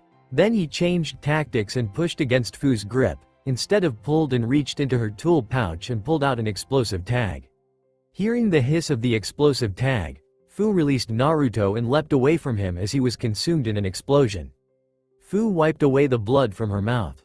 The Nanabi gave her many abilities, but perhaps her most dangerous one was the ability to steal her opponent's chakra, though she was only able to do that by biting them. Fu became alert, as Naruto staggered out of the smoke cloud. He was bleeding from where he was bit, though not as badly as he should have been thanks to his healing ability. He also sported several scorch marks on his arms, courtesy of the explosive tag. I really didn't want to have to show my new abilities, but it looks like you're forcing me to, Naruto said. Naruto sprinted towards Fu, all the while making hand seals. Fu moved forward, lashing out at Naruto, but he ducked underneath the attack and moved inside Fu's guard. Naruto, having finished his hand sign sequence, placed a hand on Fu's stomach. Wind style. Piercing palm. Razor-sharp wind shot from Naruto's palm. It did no damage to Fu herself, but it cleared the chakra cloak on her stomach for just a second. Naruto quickly placed his other hand and twisted slightly on her now unprotected stomach. Fu recovered and smacked Naruto away. Naruto flipped and landed on his feet. He looked over at Fu, who was shocked to see her chakra cloak dissipate. What did you do? Where did my chakra go? Fu asked. Your chakra is still there, but your demon's chakra I sealed back up, Naruto explained. With the type of clothes you wear, it allows you sealed to be visible. And I was able to see that whoever put the seal on you allowed it to be loose so that you could easily access your Biju's chakra. All I did was tighten it back up. You won't be access any demonic chakra anytime soon. Fu looked at Naruto with a fearful expression. Naruto was taken aback by this. She was clearly shaken up by what he did. Was she afraid of him or that she wouldn't be able to use her Biju's chakra? Naruto pushed the thought aside and appeared behind her. Fu was still too shaken up to react fast enough, and she suffered a knockout blow to the neck as a result. Don't worry, I said you won't die, and I meant it, Naruto said. Deidara, Sasori, and Naruto stood near a cave entrance that was inaccessible due to a boulder blocking the entrance. There was a seal on the boulder that Naruto recognized as four-sided seal lock. Before you could remove the main seal, you had to remove the other 4 branch seals. It was a simple seal that took time to remove more than anything else. More often than not, the 4 branch seals would be booby-trapped. But there was a bypass to the four-sided lock. If your chakra was tuned into the seal, you could enter with a simple hand sign. Considering this was an Akatsuki base, they knew the bypass to get in. The inside was completely barren and had very little light to see by. Waiting for them was a holographic figure. The figure turned to face the three newcomers. The Rinnegan eyes were unmistakable to Naruto. It was Pain. Pain, I didn't think you would be here, Naruto said, surprised. I must be present to verify the capture and summon the sealing statue, Pain explained. It is good to see that your first mission was a success. You have done well. Naruto grinned at the praise, but it was quickly replaced with a serious look. Pain, there is something I need to ask of you. It's important, Naruto said. Pain looked at his student. He had only known the boy for a few months now, and in that time he had not seen him be this serious. Normally he was a very excitable boy, eager to learn something new. Pain turned to walk away from the group just out of hearing before he beckoned his student to him. What is it? Pain asked, his interest piqued. Naruto never asked for anything, except to learn new jutsu. The girl we just captured, I want her to stay in AIM with us, Naruto said. Pain raised an eyebrow. This was not what he had expected. Pain did not understand why Naruto would want someone he barely knew to stay with them. Did something happen between the two? That will not be possible, Pain finally said. What? Why? Naruto near shouted. Because the extraction will kill her, Pain said simply. You were a special case. No one else could have survived the extraction, and this girl will be no different. Then how did I survive? Naruto asked. If I know that maybe I can save her. You survived because of your clan's chakra. The Uzumaki possess exceptional life force. That is how you survived the actual extraction. And your healing factor saved you from the chakra poisoning. She has neither of those advantages, Pain revealed. But what if I could share those advantages with her? Naruto pressed. It's pointless to talk about what-if scenarios. Do not get your hopes up unnecessarily, Naruto, Pain said. I'm not. I can do this. How? Pain asked. I'll tell you, if you tell me about the Uzumaki, Naruto bargained. Pain smirked internally. This boy was incredibly brazen to believe he could try to bargain with him. If he wanted to know something, there was nothing that could stop him from taking the information he needed. But he had grown attached to Naruto. He was his family, and this was the opportunity he needed to tell him so. Very well, after the extraction, return to AIM and come to the top of my tower, Pain ordered. The very top? Naruto asked in surprise. Correct. Now how do you intend to save this girl? Pain asked, genuinely curious. You said I survived the extraction because of my clan's chakra. So if I link our chakras, she should survive too. I can use a chakra link seal. It's a really simple seal to make. Although, it'll be much harder to create a seal to share my healing ability with her. But if my chakra helps her survive the extraction, then if I get her to a doctor quickly, she should be okay, right? Naruto explained. Pain was shocked at the simplicity and practicality of his plan. He was also shocked to learn that he was capable of using seals. He had never taught him anything related to sealing, and he knew Conan had not done so either. So where did he learn sealing? Or maybe a better question was, from whom? I'll just need a few minutes to write the seals and specify them to our chakras, Naruto informed. Naruto pulled out a pair of blank tags and a brush and began inscribing the seals. Pain looked on with great curiosity. He had never tried his hand at sealing, but thanks to the Rinnegan, everything he endeavored and had come to him fairly easily. That, combined with his Uzumaki heritage, it stood to reason that his aptitude for sealing was unmatched. Perhaps when he had a chance he would look into it. Naruto moved over to Fu's unconscious form and placed one of the tags over her seal. As Naruto was finishing his preparations, Sasori moved near to Pain to give their report. How did he perform? Pain asked. Initially he underestimated the strength of his opponent, but strategically he outsmarted her at every turn. Once he began to fight with all his strength, he defeated her with ease, despite her use of demonic chakra, Sasori reported. I see, and did anything stand out to you? Pain inquired. He was able to alter that girl's seal. He made her demonic chakra disappear, Sasori answered. His sealing is already at that level? In 2 months no less, that should be impossible, Pain thought. Naruto came up to Pain and Sasori. The seals are in place. Pain nodded and moved to a more central location in the cave. He performed a series of hand signs before slapping his hand to the ground. Summoning jutsu. Out of the ground the Gedo Mazo began to rise. The statue's hands were held in front of its face with its fingers spread apart. 2 of its 9 eyes were opened and a large crack cut across its face in a diagonal fashion. "Assemble," Pain ordered. Almost instantly the other 6 members appeared in a holographic state on the fingertips of the Gedo Mazo. Sasori and Deidara jumped up onto their respective places, with Pain quickly following suit. Pain started another string of hand signs ending with the ram seal. Sealing technique. Phantom Dragon's 9 consuming seals. The Gedo Mazo's mouth opened and outshot 9 chakra dragons which fell onto Fu's body. Fu became suspended in the cloud of chakra and the extraction process began. Almost simultaneously Naruto fainted as his chakra was being forcibly and painfully drained. Konan looked over in alarm at her fallen student. "Naruto-kun," she called out. "Do not worry, Konan. He is merely linked with the girl for now. Focus on the extraction, he will be fine," Pain said. Konan nodded, but did not feel very reassured. Fu stood in a place that could only be described as nothing more than unending whiteness. She had no idea where this place was. She wasn't even sure what she was standing on or if there was a limit to this place. She turned trying to see if the scenery changed at all. Standing behind her was Naruto with a goofy grin on his face. Fu recoiled, caught off guard by his presence. "How long were you standing there? Were you ever going to say anything?" Fu asked. "Not that long and I don't know, maybe," Naruto said with a slight shrug. "Could you have been any creepier?" Fu asked, clearly disturbed. Naruto's face took on a thoughtful expression. Fu resisted the urge to face palm. Why is he thinking about it? Naruto finally gave a negative answer. "Why are you even here? You're the last person that I want to see right now," Fu said. "Really? How come?" Naruto asked with a slight pout. "Because you freaking captured me." Fu half shouted. "Oh yeah, but I'm also saving you from dying," Naruto pointed out. "And how exactly are you doing that?" Fu asked skeptically. "With a chakra link seal. I have a special chakra because of my clan. I have a stronger than normal life force. It's what helped me survive my extraction," Naruto answered. Fu blinked as she realized what he was implying.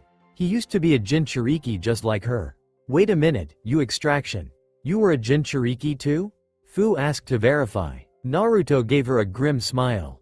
"Yeah, I was the Jinchuriki of the Kyuubi for Konoha up until a couple months ago. I was captured by Akatsuki and they extracted the Kyuubi from me, but I survived. So their leader took me in and Konoha gave up on me, assuming that I was dead. So yeah, I know what it's like to be so lonely that you do anything to be noticed even if it means getting into trouble. I know what it's like to be hated for something beyond your control, and then hating those people back but never showing it just because you want them to accept you."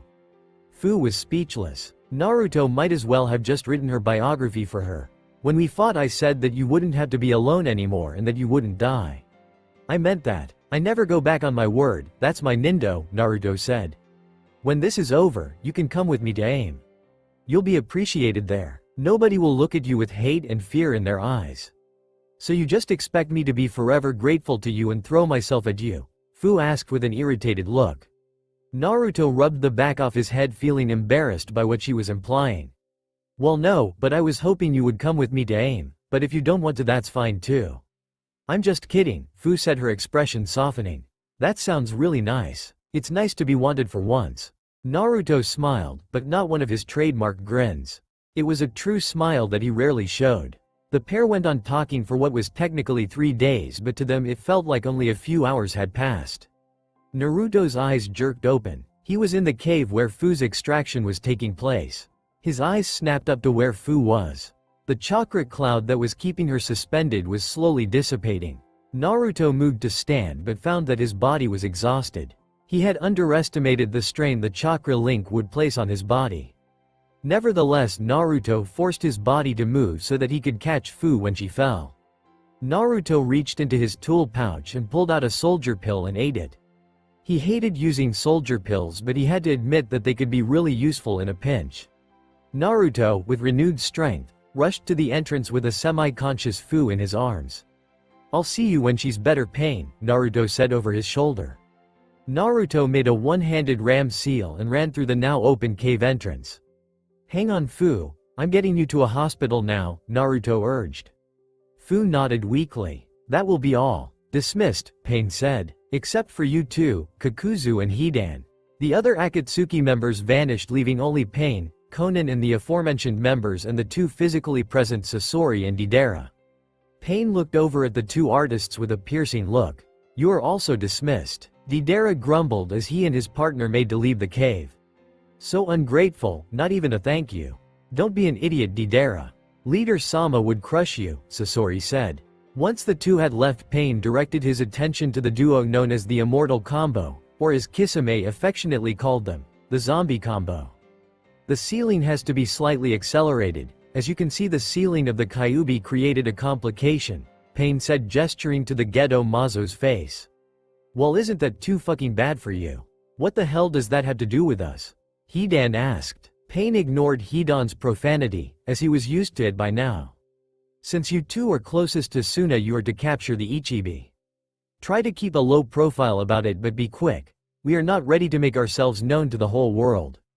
Hospitals suck. That much Naruto was sure of. He had managed to get food to a hospital in time to save her from the chakra poisoning. But now the doctors were insisting that they keep her there at least one night to make sure she was completely out of the woods, as they put it. And that's how Naruto found himself sitting at Fu's bedside. He knew she would be fine, but he felt compelled to stay in case she woke up and wanted to leave. Besides, if he didn't stay, he would have to pay for a hotel room, and he didn't really want to waste his money on something like that. Naruto could feel his eyes begin to droop. He had forgotten how tired he was. The soldier pill had given him a burst of energy that allowed him to get food to the hospital and stay alert for several hours after. But he was finally coming down from his energy high. Naruto looked out the window. It was dark anyway. He might as well let himself get some rest. Naruto shut his eyes and let sleep take him. Naruto opened his eyes again in what had felt like mere minutes, but the light from the window indicated that several hours had passed. Naruto looked over at Fu. She was sleeping peacefully and was looking much healthier than the night before. "Ohio, Naruto-kun," an obnoxious voice called out. Naruto turned his head to face the owner of the voice with surprise in his eyes, but his visage quickly hardened as he saw it was. Leaning against the opposite wall was Tobi. Naruto stood ready to fight if he needed to. He knew Tobi technically wasn't his enemy, but that didn't mean that he trusted him. "What do you want?" Naruto asked flatly. "Oh, nothing. I just wanted to congratulate you on completing your mission," Tobi said cheerily. Naruto glared at Tobi. Naruto was normally a fairly trusting person, but this masked man was clearly dangerous. The blonde boy knew that Tobi's sudden appearance was because of Fu. He moved closer to Fu, standing by her protectively. "If you touch her, I'll kill you," Naruto said in an icy voice. "And that's a promise." Tobi backed away, throwing his hands up covering his face. "Geez, so scary." "Cut the crap, Tobi," Naruto ordered. Tobi stood up straight and looked Naruto straight in the face. "You are treading too close to a very thin line. I would advise you step away," Tobi said in a deeper voice. "What are you talking about?" Naruto asked. Tobi ignored him and stepped closer, letting the light revealing his Sharingan eye. Naruto's eyes widened at the Kekkei Genkai. "You would not want me as an enemy." With that, Tobi twisted out of existence, leaving no trace of his recent presence. Naruto stood both confused at what Tobi had meant by saying he was close to stepping over a line. What line was he referring to? But even more than that, he had the Sharingan and wore a mask, just like the man who caused the Kyuubi attack on Konoha when he was born. He felt Fu begin to stir behind him. Naruto pushed those thoughts from his head and put on a smile as he turned to face his companion. Nagato looked over a megacure from the top of his tower. This tower that he had used to transmit his chakra from to control his 6 paths of pain. But now his main body was completely healed, including the atrophy his muscles had undergone over the years. The Kyuubi's chakra was truly amazing. "Hello, Pain, are you in here?" someone called out. Nagato recognized the voice as Naruto's. 2 weeks had passed since he had told Naruto to come to the top of this tower. Now was the time for all truths to be put out in the open. Nagato moved into the open so that Naruto could see him. "Who are you?" Naruto asked, confused. "I am Pain," Nagato said. "What? No, you aren't. You don't look anything like Pain," Naruto said skeptically. Then he noticed Nagato's Rinnegan eyes. "Wait, how could you have those eyes? Only Pain has them. The Pain you know is one of my paths of pain. I'm sure you noticed the piercings that he has." Those are chakra receivers, with them I can transmit my chakra into a construct, Nagato explained. If that's true, then why did you always use that other body to talk to me? Naruto asked. Because this body, up until recently, was too weak. But I wanted my main body to be the one to speak to you today. Naruto nodded. That's fine by me. So tell me about the Uzumaki clan, the boy said eagerly. All in good time, but do not forget Naruto, there is something you need to tell me. Knowledge of Fuinjutsu is hard to come by, let alone the skill required for putting it to practice, Nagato said. Oh right, well that was actually because of the extraction. When you were taking the Kyuubi from me, I was able to meet my parents because they had left chakra signatures in my seal. They left me all their knowledge of ninjutsu and fuinjutsu that they had, in the hopes it would help me in the future, Naruto said with a smile at the memory. If that's the case, then why have you never used any of their ninjutsu or fuinjutsu before? Nagato asked. Well, even though I have the knowledge of their jutsu, it's still hard to actually use them. My parents had some pretty cool jutsu, but I want that to be their legacy. I'll create my own jutsu and my own legacy, Naruto answered. Nagato was surprised at the genin's answer. Typically Naruto was eager to learn any and all jutsu. Over the 2 months he had trained with him, not a day passed without Naruto asking if he would be learning a new jutsu. So then why do you use fuinjutsu? Well, it turns out that I'm really good at it. Apparently my clan is naturally skilled at it. Although, I had to go off the memories of my parents, so right now I can only write seals like seal locks, storage seals, chakra suppressor seals, chakra link seals, and explosive tags. And I can slightly alter more complex seals that have already been written, but not by much since I still don't know all the parts of higher level seals, Naruto said. I was kinda hoping to get better at it and try and catch you off guard with it in a spar, but Fu forced me to use it against her. Nagato blinked. You mean to tell me that you've basically been training yourself in fuinjutsu with only the memories of your parents as a reference point? Naruto nodded. You continue to surprise me, Naruto, Nagato said, shaking his head. You're either really lucky or really stupid, but it's likely both. Naruto laughed at the backhanded compliment, and even Nagato lightly chuckled. This was the first time he had talked to Pain this casually or for this long. It was nice. He wasn't talking down to him like he was his superior or even his teacher. They were talking like they were friends. As their laughter died down, Nagato grew serious once more. Naruto, you asked me to tell you what I know about the Uzumaki clan, Nagato began. Naruto nodded as Nagato continued. Well, truthfully, I don't know much more about them than you do. The Uzumaki clan was known for their exceptional life force, higher than average longevity, large chakra reserves, natural aptitude for fuinjutsu, and their red hair. Their hidden village was ultimately destroyed because of people's fear of their skill with fuinjutsu. After that, the remaining survivors scattered and settled wherever they felt it was safe. If Naruto wasn't already standing, he would have leapt to this feat at what Nagato was saying. There were people out there who were from the same clan as him. He actually had a family. There are other Uzumakis out there? I thought I was the last one? Where are they? Naruto asked, his excitement building. Well, I heard some settled in Konoha, considering they had strong ties there already. The Shodem's wife was an Uzumaki, and so was your mother, of course.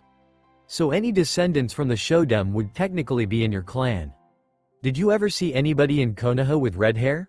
Nagato asked, genuinely curious. Naruto scrunched his face up in thought before he shook his head. No, I didn't, but wherever they are I'll find them and I'll make my clan strong again. I do actually happen to know where one of them is, Nagato revealed. You do? Where at? Naruto asked, almost bouncing with excitement. Here in Omegacure, Nagato answered. Naruto responded with a puzzled look. After the fall, a woman came to live not too far from this village. She met a man that she would eventually have a son with. But this was during the Second Great Ninja War. During that time, this land was a battleground for the hidden villages that took part. 2 Konoha shinobi entered them and killed them, but they had a son and he killed the 2 Konoha shinobi for what they did. It was actually on that day that I first activated the Rinnegan, though I didn't remember for a while. Wait, what? That kid was you? Konoha killed your parents and you're an Uzumaki too? Naruto practically shouted. Basically, Nagato said. Naruto fell down into a crude sitting position, with one hand on his head and his other hand supporting him. All this time he still had family, and it was the man that had nearly killed him when they first met. The whole thing felt rather ironic to the young genin as he flopped backwards. That's why he was interested in me but was hesitant to get too close when we first met. He wanted to be sure if we were really in the same clan, Naruto thought. Naruto almost laughed at how obvious it now was. He sat back up and looked up at his newly discovered family member. Naruto extended his hand to the Rinnegan user. I'm Naruto Uzumaki. It's nice to finally know you. Nagato hesitated before he took Naruto's hand in his own. Nagato Uzumaki. Likewise. Naruto mentally sighed at Nagato's formality. He had been hoping that the AIM leader's new casualness with him was the sign of new trend, but it seemed that it was just a flash in the pan. Now that has been brought into the open, there is one more thing that I need to discuss with you, Nagato said, regaining his serious tone that he typically used. What is it? Naruto asked. I have a proposition for you. Up until now, you have been trying to prove your loyalty to me.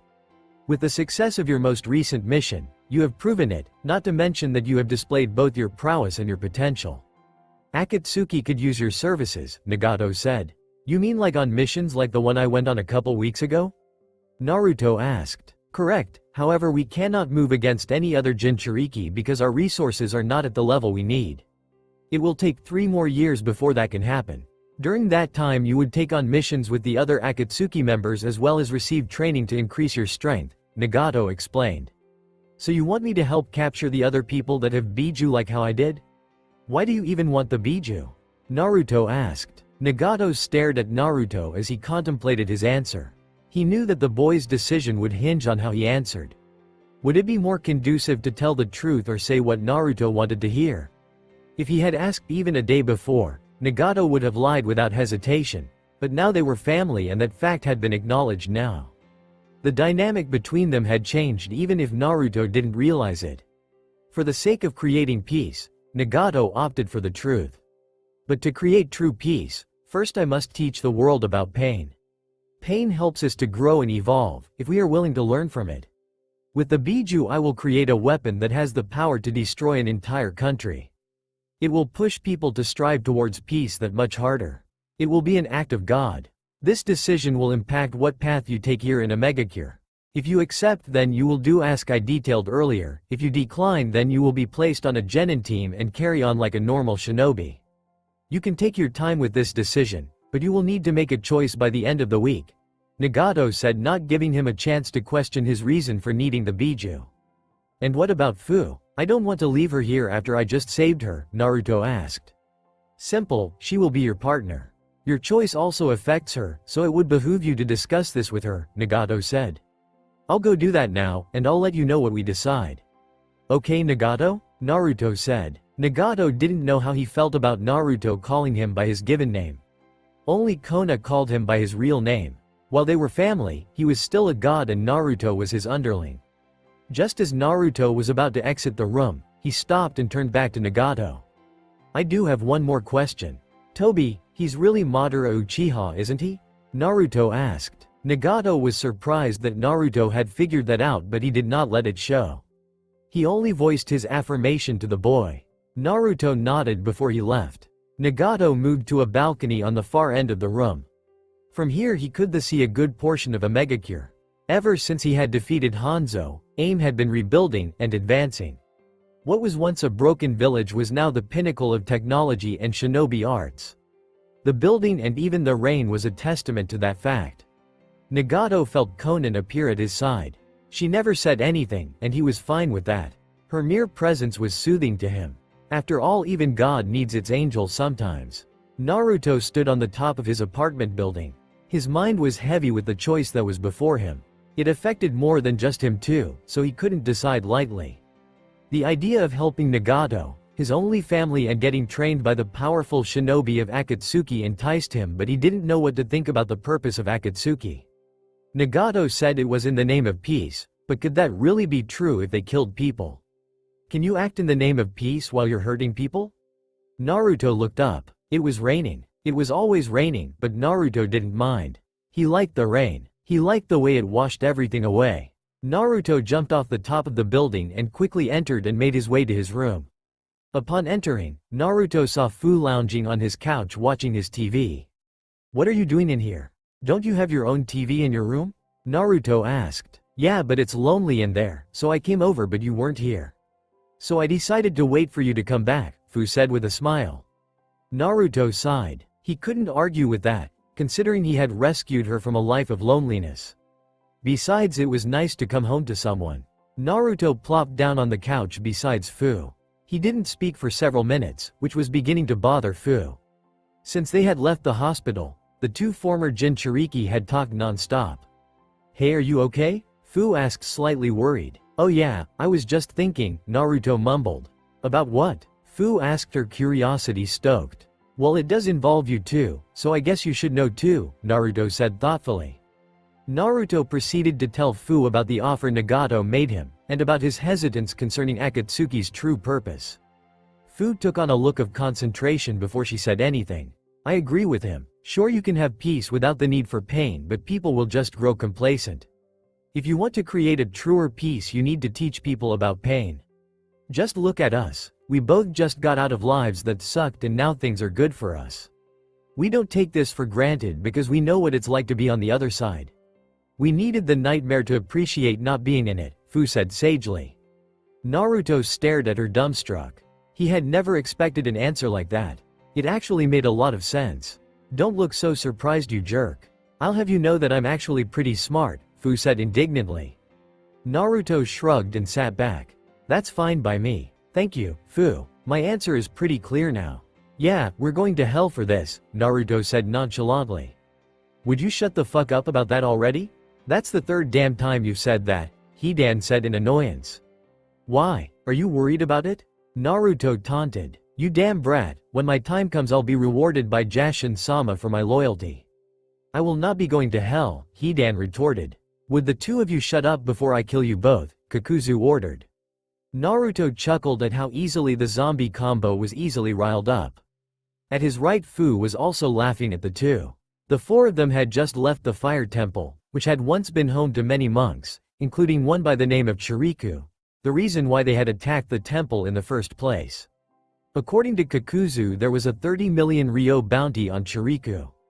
They were now on their way to the exchange point to hand over Chiriku's body and collect the bounty. It was to be Naruto and Fu's last mission of their 3-year training trip before returning to Omegacure. A lot had changed over the last few years. Naruto's strength had grown in leaps and bounds, easily putting him at high Jonin level. Naruto was much taller now and he had discarded his old orange jumpsuit. Partly because he outgrew it and partly because Deidara had insisted that if he was going to be allied with Akatsuki, he had to look the part. So now he was outfitted in basic black shinobi pants and shirt. He also sported a black aim hite ite on his forehead, though it was slashed through to symbolize his loyalty to Nagato. To make the outfit his own, and not some dreary ensemble Deidara insisted he wear, he wore an orange muscle shirt underneath. Unfortunately, most stores didn't carry such an obscure clothing item, so he had to special order them. His partner at first glance didn't look much different. She was taller than she once was, but she still sported her same clothing as she did back in the day, though she now wore fishnets under her clothes, because Deidara had insisted that it provided some measure of protection, but she was skeptical even though she obliged him. She, like Naruto, had traded her old hite ite for a new aim one that was slashed through, which she still wore on her arm. As the quartet neared the black market exchange point, Kakuzu spoke. "I'll go in and get the bounty. You three wait here until get back. Don't cause any trouble," Kakuzu ordered with a glare. "I will never make that promise," Naruto said cheerfully. Fu elbowed him in the side. "We'll try, Kakuzu-sama. Why do you call him Sama and not me?" Hidan asked, half curious, half annoyed. "Well, he's a legend in my old village. To actually meet him is a privilege. And you're just crazy," Fu answered. "Fuck you too," Hidan answered. "I'll call you Hidan-sama if you want me to," Naruto offered with a stupid grin. "Fuck no. You'll just make it creepy as hell," Hidan scoffed. "But Hidan-sama, I just really respect you, and I want to show you properly," Naruto said with his arms open as if trying to hug Hidan. "Stay back, or I swear to Jashin I will sacrifice you right here," Hidan said, his scythe now in his hands. "Of course you will," Naruto said with a laugh, but he still sat down, letting the issue fade for the time being. The three sat down for no more than 5 minutes when Naruto sighed. His sigh was answered by one from Fu. Even after 3 years of training, he still hadn't learned a shred of patience. And to make matters worse, his partner was very much in the same boat in that regard. "I'm bored," Fu said. "Me too, I wish something would happen," Naruto complained. As if granting his wish, there was movement just inside the tree line. On the outside, Naruto whooped and jumped to his feet, eager to do something productive. On the inside, he was wary, not because he didn't think he could handle whoever the opponent was, but because of their location. They had just attacked the Fire Temple in the Fire Nation. So naturally the hidden village of that nation would respond. Naruto hadn't seen anyone from Konoha in years, unless Itachi counted, but he was about to. From the tree line emerged a team of 4, which Naruto recognized quite well. Team 10 inches, Naruto thought. He shoved one of his hands into his pocket and lifted his other in a half salute. Then in his best Kakashi impression he greeted them. "Yo, Naruto, is that you?" Asuma asked, shocked. "Why yes, it is me," Naruto said, grinning at his former comrades' reactions. "But that's impossible, you died, we watched them bury you," Ino protested.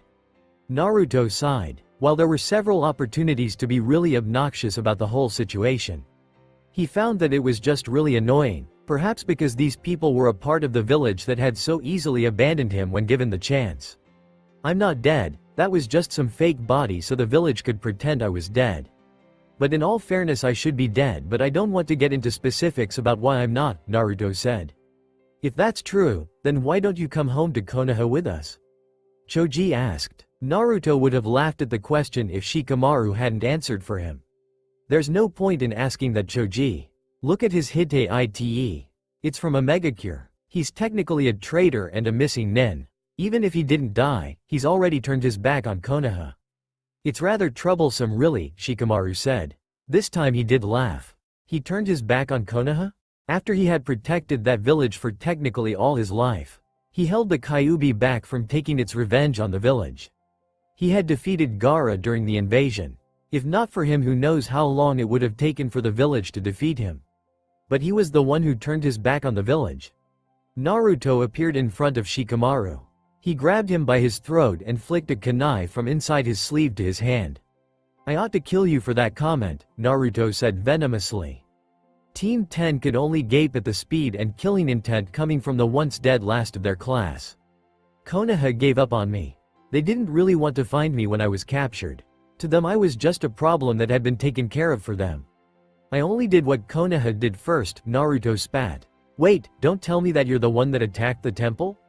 Asuma asked. "Who, me?" "No, that was the Akatsuki," Naruto answered truthfully. Naruto dropped Shikamaru from his grip and moved away. Shikamaru coughed from the strain his throat just underwent. Naruto passed his hand through his hair, clearly frustrated. "It had to be you, didn't it? Why couldn't you have been some nameless Anbu team? I would have had no issue killing them. But you weren't horrible to me. So I'll let you live this time," Naruto said. Naruto walked back to his where Fu was standing and whispered to her. "Fu, could you take care of them? Just don't kill them. I want them to deliver the message that I'm alive." Fu nodded. Sensing the mood her partner was in, she said nothing and instead dashed forward. Team 10 snapped out of their reverie when Fu moved toward them. Asuma pulled out some shuriken and threw them at Fu, forcing her to alter her course. At the same time, Shikamaru had formed the rat seal for his shadow possession jutsu. His shadow shot forward to where Fu was moving to avoid Asuma's attack. Seeing this, Fu jumped up to avoid being caught. Asuma responded by throwing shuriken at her in midair. Fu twisted her body to dodge the projectiles, all the while forming hand seals. Fire style. Fireball jutsu. A fireball shot from Fu's mouth, causing Team 10 to scatter. Just as the fireball impacted the ground, Fu burst forth from the flames, rushing towards Choji. Fu went in for a high blow which Choji easily blocked. Unconcerned, Fu sent her free fist towards Choji's exposed stomach. But Choji was faster and grabbed her wrist. "You could be strong. I can feel it, but you lack conviction," Fu said. Before Choji could respond, a blow to the head rendered him unconsciousness. Another Fu was behind him, which quickly dispelled from existence, its purpose having been served. The real Fu turned to face Asuma and Shikamaru. "Just 2 left," Fu said. "2? What did you do to Choji and Ino?" Asuma asked heatedly. I just removed them from the fight, they were liabilities. He lacked conviction and she is just plain weak, Fu said bluntly. Shikamaru's eyes widened slightly. This girl was able to take out two of his teammates with such ease. Just how strong was she? I see you get it now. Your team is too lackadaisical. If not for Naruto's mercy you'd already be dead. But we have another member of our team who won't be so merciful. Especially not to you, Fu said pointing to Asuma. You have a bounty on your head that he won't be able to resist. Oh, I had forgotten about that, Naruto piped up. She's right. He's a greedy bastard when it comes to stuff like that. Naruto, don't talk about Kakuzu-sama like that, Fu scolded. Naruto waved her off. Well then stop playing with them. How long will you keep them in that genjutsu? Asuma and Shikamaru were shocked by that information. They hadn't realized they were trapped in a genjutsu. They both made the ram seal to release the genjutsu. Immediately Fu sprang forward in Asuma's direction. Faster than he could react, Fu was beside him. Fu brought her fist crashing down on Asuma's right arm. To Asuma's surprise the bone in his arm broke, but before he could register the pain, her other fist shot forward breaking a couple of his ribs. Asuma staggered backwards feeling completely outmatched and surprised that this girl could be so strong. Fu's next blow turned his world into blackness. Fu rounded on the remaining member of Team 10. Shikamaru sighed. This is really troublesome. You couldn't have knocked me out instead. Now I have to carry them all away from here, Shikamaru said with an annoyed tone. Naruto came up to Fu's side. Don't worry about it. I'll help you with that. A few clones appeared and they took away the bodies of the unconscious Konoha shinobi. When we next meet, this can't happen, Naruto said. Shikamaru gave him a confused look. Don't play dumb, Shikamaru. You're smarter than that. You all held back, and that's why Fu defeated you all so easily, Naruto explained. So did she. Not only did we hold back, we underestimated her, even me. It was our complete loss. Should we fight again, the result won't be the same. But it's not my team that you should be worried about, Shikamaru said becoming serious. Who then? Naruto asked though in truth he already knew the answer. You know who it is, Shikamaru said vaguely. Yeah, Naruto said in understanding. See you around, or not, Shikamaru said and with that he left the area. Is this really okay? Fu asked. Konoha will know you're alive. There's still time to stop them. No, it's like I said earlier. If it had been just about any other team I would killed them without issue. But they were my friends. They treated me like a comrade. They thought I was annoying, but they still acknowledged me as a comrade. Well, can you blame them? You are pretty annoying, Fu said with a laugh. You suck, Naruto responded. Fu stuck out her tongue at Naruto. Naruto just shook his head at her childish antics. He started to return to Hidan when he noticed movement in the nearby tree line. He motioned to Fu and nodded at the place he saw the movement. Fu, knowing what he meant, made a one-handed ram sign. She reached out with her chakra to sense other chakra signatures but she felt nothing at all. There's nothing there, Fu said with confusion. But I definitely, Naruto began. No, Naruto, there is literally nothing there. Even if they were hiding their chakra I would still be able to sense them at this range. That space is completely devoid of chakra. Naruto's eyes widened at what she was implying. Everything required chakra to survive, even the plants and animals. For something to have no chakra at all was physically impossible. Well, whoever or whatever it is, they were spying on us. So I say we ask them why, Naruto said drawing a kunai. He wrapped an explosive tag to the handle and hurled it towards the spy. When the blade neared the tree line, it detonated. The trees in the immediate vicinity toppled, flushing the spy from his hiding spot. I'm impressed you noticed me. Most people just look right over me, the spy said in a decidedly male voice. He was wearing a brown cloak and hood that covered much of his body and face. The only feature that stuck out was the sword that he carried on his back. Who the hell are you? Naruto asked, a new kunai in his hand. I'm nobody at all, the man said. Oh, don't give me that bullshit, Naruto said exasperatedly. Just tell me your name. I don't have one. My existence is a slight onto the world. I am a hole in the world. Surely you've already noticed it. Nothing about me moves people. I have no chakra, no aura, and no presence. Unless you see me, you will never know I am here, the man said. That's how you were able to get so close to us. If you had a chakra signature, I would have noticed you sooner, Fu said. Correct, I may go unnoticed but it's because of that I am good at what I do, the man said. You're an assassin, Naruto said in realization. He never received an answer. The man had drawn his sword and slashed at Naruto. The blonde easily ducked the attack and leapt back immediately began forming hand signs. Off to his side he saw Fu going through her own hand signs. They finished at the same time and called out their techniques. Fire style. Fireball jutsu. Wind style. Great breakthrough. A large fireball shot from Fu's mouth and was augmented by Naruto's jutsu, causing the jutsu to both expand and speed up. Naruto smirked as their combination attack struck true on their enemy. Over the last few years he and Fu had built up their teamwork to a point where they could identify and complement each other's strategies with barely ever saying a word. When the dust settled, their assailant stood completely unharmed and unmoved. Even his clothes were still whole. Naruto and Fu were shocked and bewildered. They both had seen the attack score a direct hit. That's impossible. You took no damage from that attack. But I saw it hit you dead on, Naruto protested. I thought I already told you. I'm a hole in this world. My existence is merely a blight on this world. I have no chakra, and because of that chakra does not affect me in any way. All your techniques are useless against me, the assassin said. That explains why my exploding tag didn't work earlier. It's chakra-based, Naruto said to himself. But I have the perfect technique to use to defeat him. Naruto quickly made a few hand signs. A blue light flashed over his body for a second. Fu, stay back. I'm going to use that technique, Naruto said. Really? Are you doing this again? You can't just vaguely refer to something as that to make it sound more ominous and cool. It's really annoying, just say the damn name, Fu said in annoyance. Naruto nearly fell to the ground. He quickly recovered and rounded on his partner.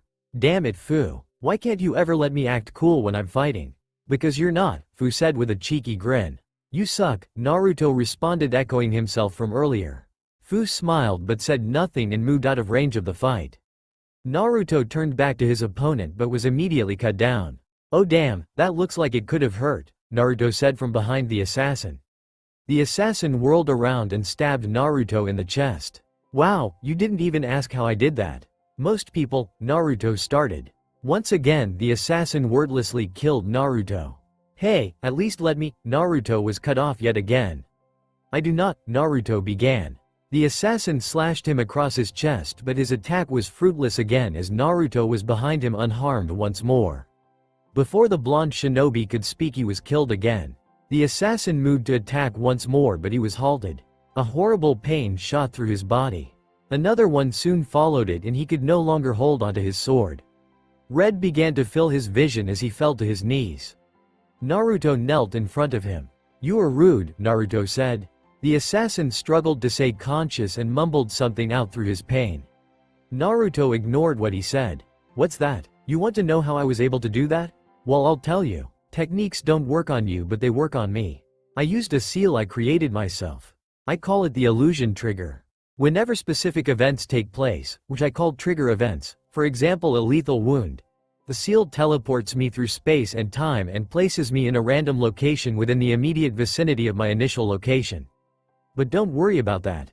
Go ahead and die, Naruto said slitting the assassin's throat. You know that's not what he said, Fu said with a laugh. Well, he wouldn't let me finish any of my sentences, Naruto said with his own laugh. So what did he say? Fu asked. Orochimaru will see you dead, Naruto said, a frown now marring his face. Truthfully he had forgotten about Orochimaru. But apparently Orochimaru had not forgotten about him. And if Orochimaru had assassins like this at his disposal, who knew what he still had up his sleeve? Some of the other Akatsuki members had told him stories of the snake Sanin. He truly was a wildcard back then and apparently he still was. Nagato will need to know of this, Naruto thought. Well, let's get back before Hidan sacrifices some poor unsuspecting squirrel to Jashin, Fu suggested. Naruto nodded and hurried after the green-haired girl. Has he actually done that before? Naruto asked. Fu shrugged. Probably. When the two came back to where they had started, Hidan was nowhere to be found. Hey Hidan, where did you go? Fu called out. You know this explains why they didn't ask me about being with Akatsuki, Naruto said. The two searched for the cultist, occasionally calling out for him. This process went on for several minutes when Naruto suddenly face-palmed. "What did you find him?" Fu asked. "No, but I forgot that you're a censor," Naruto said. "Oh yeah, I am," Fu said, brightening. "Wait, how do you forget something like that?" Naruto asked, dumbfounded. "The same way you did," Fu retorted. "Touché," Naruto responded. Fu formed a one-handed ram seal and reached out with her chakra. Sure enough, she quickly found Hidan not even 30 yards away. Hidan was sprawled out asleep behind a rock. Naruto put a finger to his lips. He then pulled out his brush and ink, a grin plastered on his face. Most people would call Kakashi lazy and irresponsible, but most people would be wrong, at least in the mind of Kakashi. He just embraced the shinobi lifestyle in its purest form, choosing your battles. Like right now, for instance, he could try to take on the stack of paperwork in his office. But that would be a fruitless battle, one that would only serve to tire him with little to no success. So it only made logical sense for him to escape from his paperwork in favor of reading his favorite book, Icha Icha Paradise. Plus, it was good stealth training. Every time he escaped, there was always someone who would go looking for him to drag him back to his office. And that's why he was currently hidden on the roof of the Ichiraku ramen stand, for stealth training. A shadow passed over Kakashi's face. Kakashi sighed. No matter where he had hid, his former student was always able to find him when no one else could. Kakashi looked up, and sure enough, it was Sasuke who was standing over him, accompanied by his teammate Sai. Normally Kakashi didn't care if Sasuke found him because he never gave him up, but in this instance he was hiding from the Uchiha survivor. The reason being, was because of the news that came back when Team 10 returned 2 weeks ago. The news of Akatsuki finally making its move. That by itself was enough to rouse Sasuke, but it was the next thing that they had learned that had been the shocker for everyone. Naruto was alive. It took everything he had to convince Sasuke to not immediately go out and chase after Naruto and Akatsuki. And even though he had convinced Sasuke to wait, he posted Anbu at all known entrances into the village and even some that weren't known, just in case. "Anko and Sakura have sufficiently rested and are ready to go," Sasuke said, getting straight to the point. "We had a deal, Kakashi. It's time to pay up. I've waited all these years to get my revenge on Itachi and the Akatsuki. I even waited these past 2 weeks at your request, despite knowing that Naruto was alive. I will wait no longer." Sasuke started to leave, not waiting for any response. Sai quickly followed after him. "I'm interested in finally meeting this Naruto that you always spoke of. Hopefully he isn't a weakling like you are," Sai said. "Sai, if you call me weak again I will kick your ass," Sasuke said evenly. Sai made a confused face and then pulled out a small notebook and jotted a few notes. "I read in a book that nicknames help two people become better friends. But it didn't seem to work with Sasuke-san. Perhaps my nickname needs more work," Sai thought. Kakashi just shook his head at the exchange before he moved to Sasuke's side. "I don't know what you're expecting from Naruto when you meet him once again, but if what Shikamaru said was true, then he may not want to return here," Kakashi warned. "I'll be more convincing than Shikamaru was," Sasuke said simply. "He's here," Konan reported. "I know," Nagato said. It had been 3 years since Akatsuki halted their movements and Naruto and Fu had begun training. Nagato and Konan were their first teachers. After 6 months they had passed them on to Itachi and Kisame, who they were with for a whole year. They then were with Sasori and Deidara for another 6 months, and then they went with Zetsu to put their skills to the test for 6 months by taking various missions.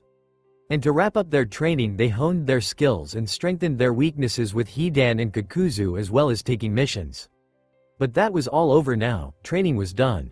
It was time to make their move, and all the missions they had taken up to this point would pale in comparison to what they were about to undertake.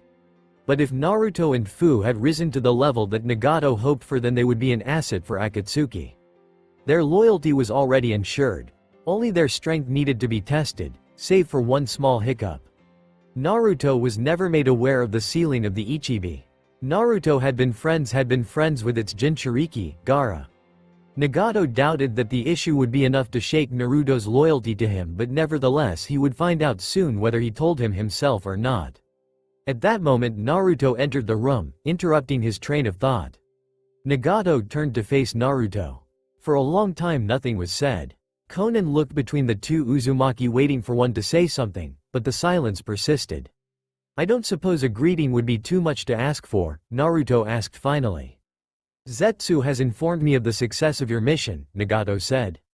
Naruto almost laughed. You know, most people usually start conversations with a greeting. Nagato gave his fellow clan member a blank stare. Naruto shook his head and proceeded to give his mission report.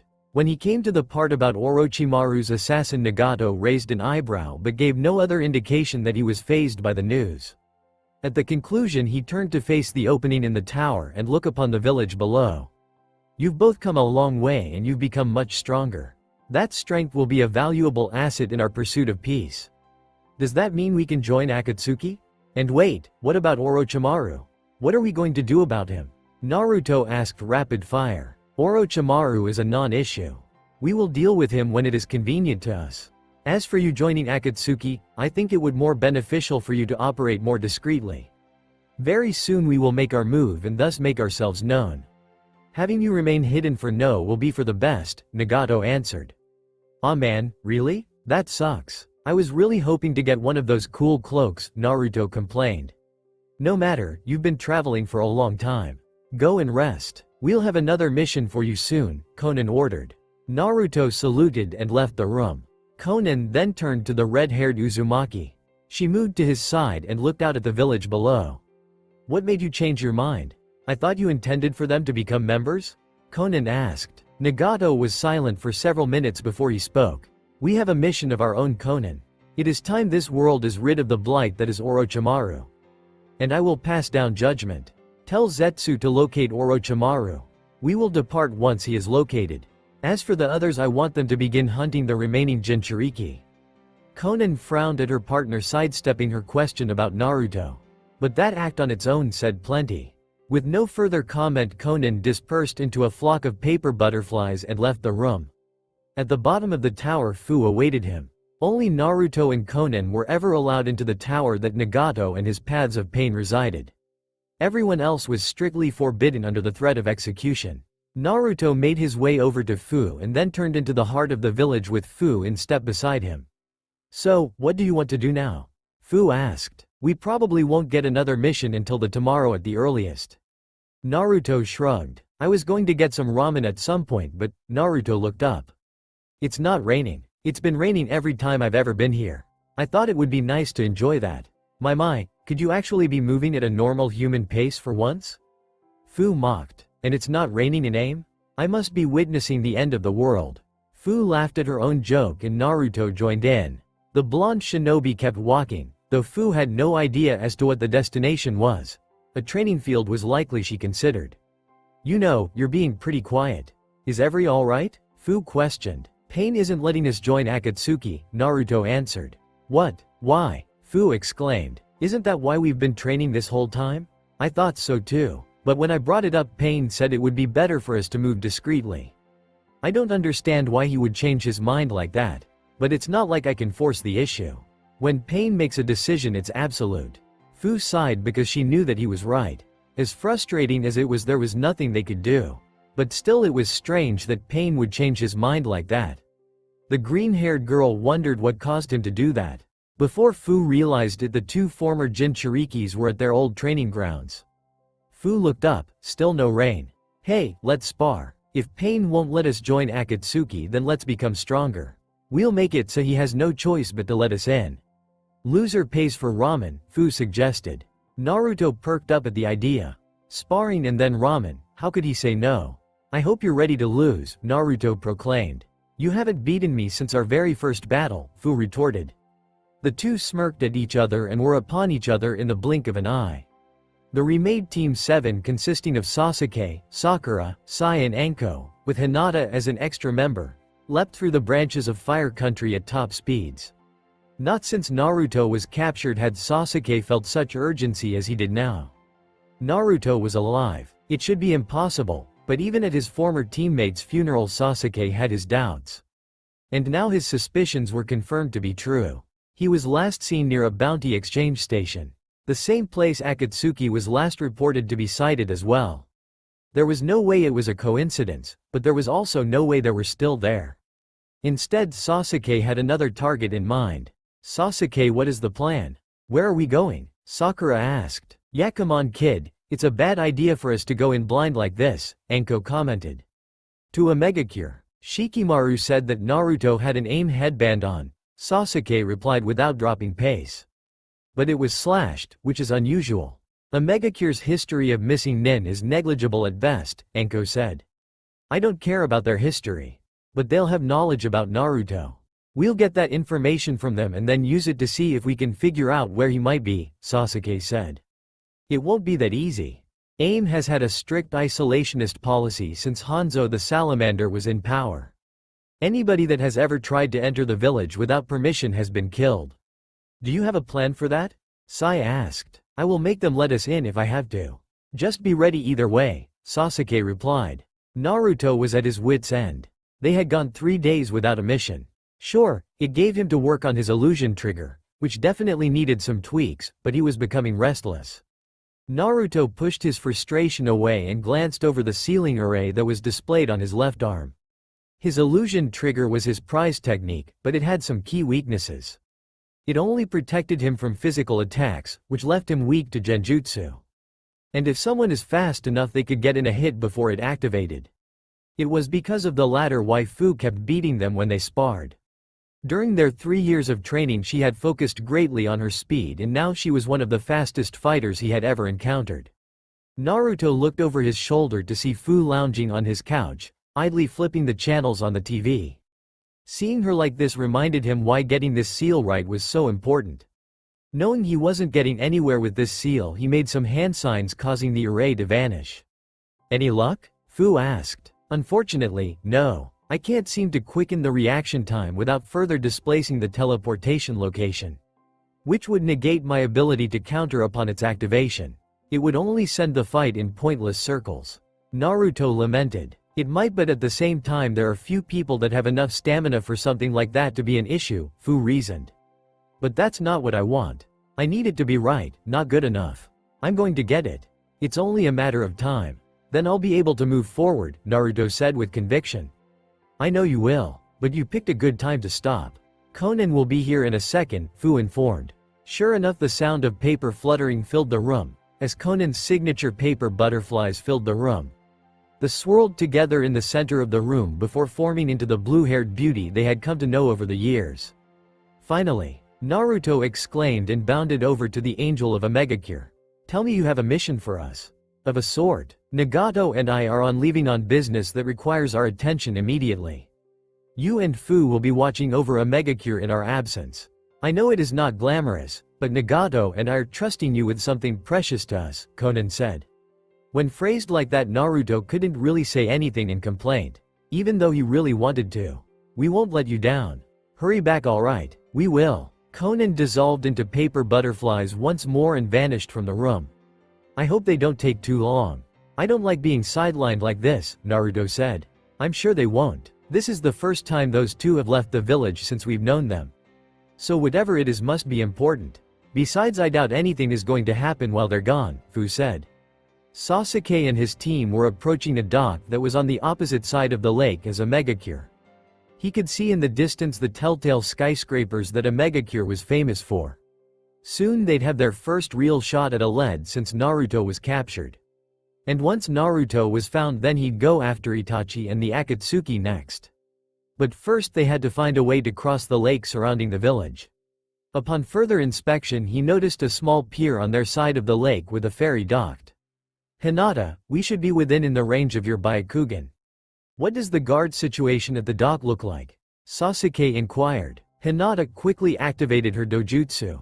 It's difficult to tell. This whole area, it's like it's full of chakra. It's covering everything. That's weird, but not accidental. We need to be careful. Or we'll end up being another in the list of people who have died infiltrating AIM, Anko said. As best as I can see there is only 2 guards posted at the dock. Their chakra is nothing impressive, likely Genin or New Chunin, Hinata relayed. The group made their way towards the dock. Immediately the guards were on them, questioning them. Sasuke looked at them, his Sharingan now active, and stared impassively as the 2 guards crumpled to ground unconscious. From here, Sai and I will go alone. We don't know what we will find in this village. Things could go badly and there is no reason for us all to be in that situation. The two of us have the best ability to get out quickly if something does happen, Sasuke explained. The Leaf Shinobi agreed without complaint.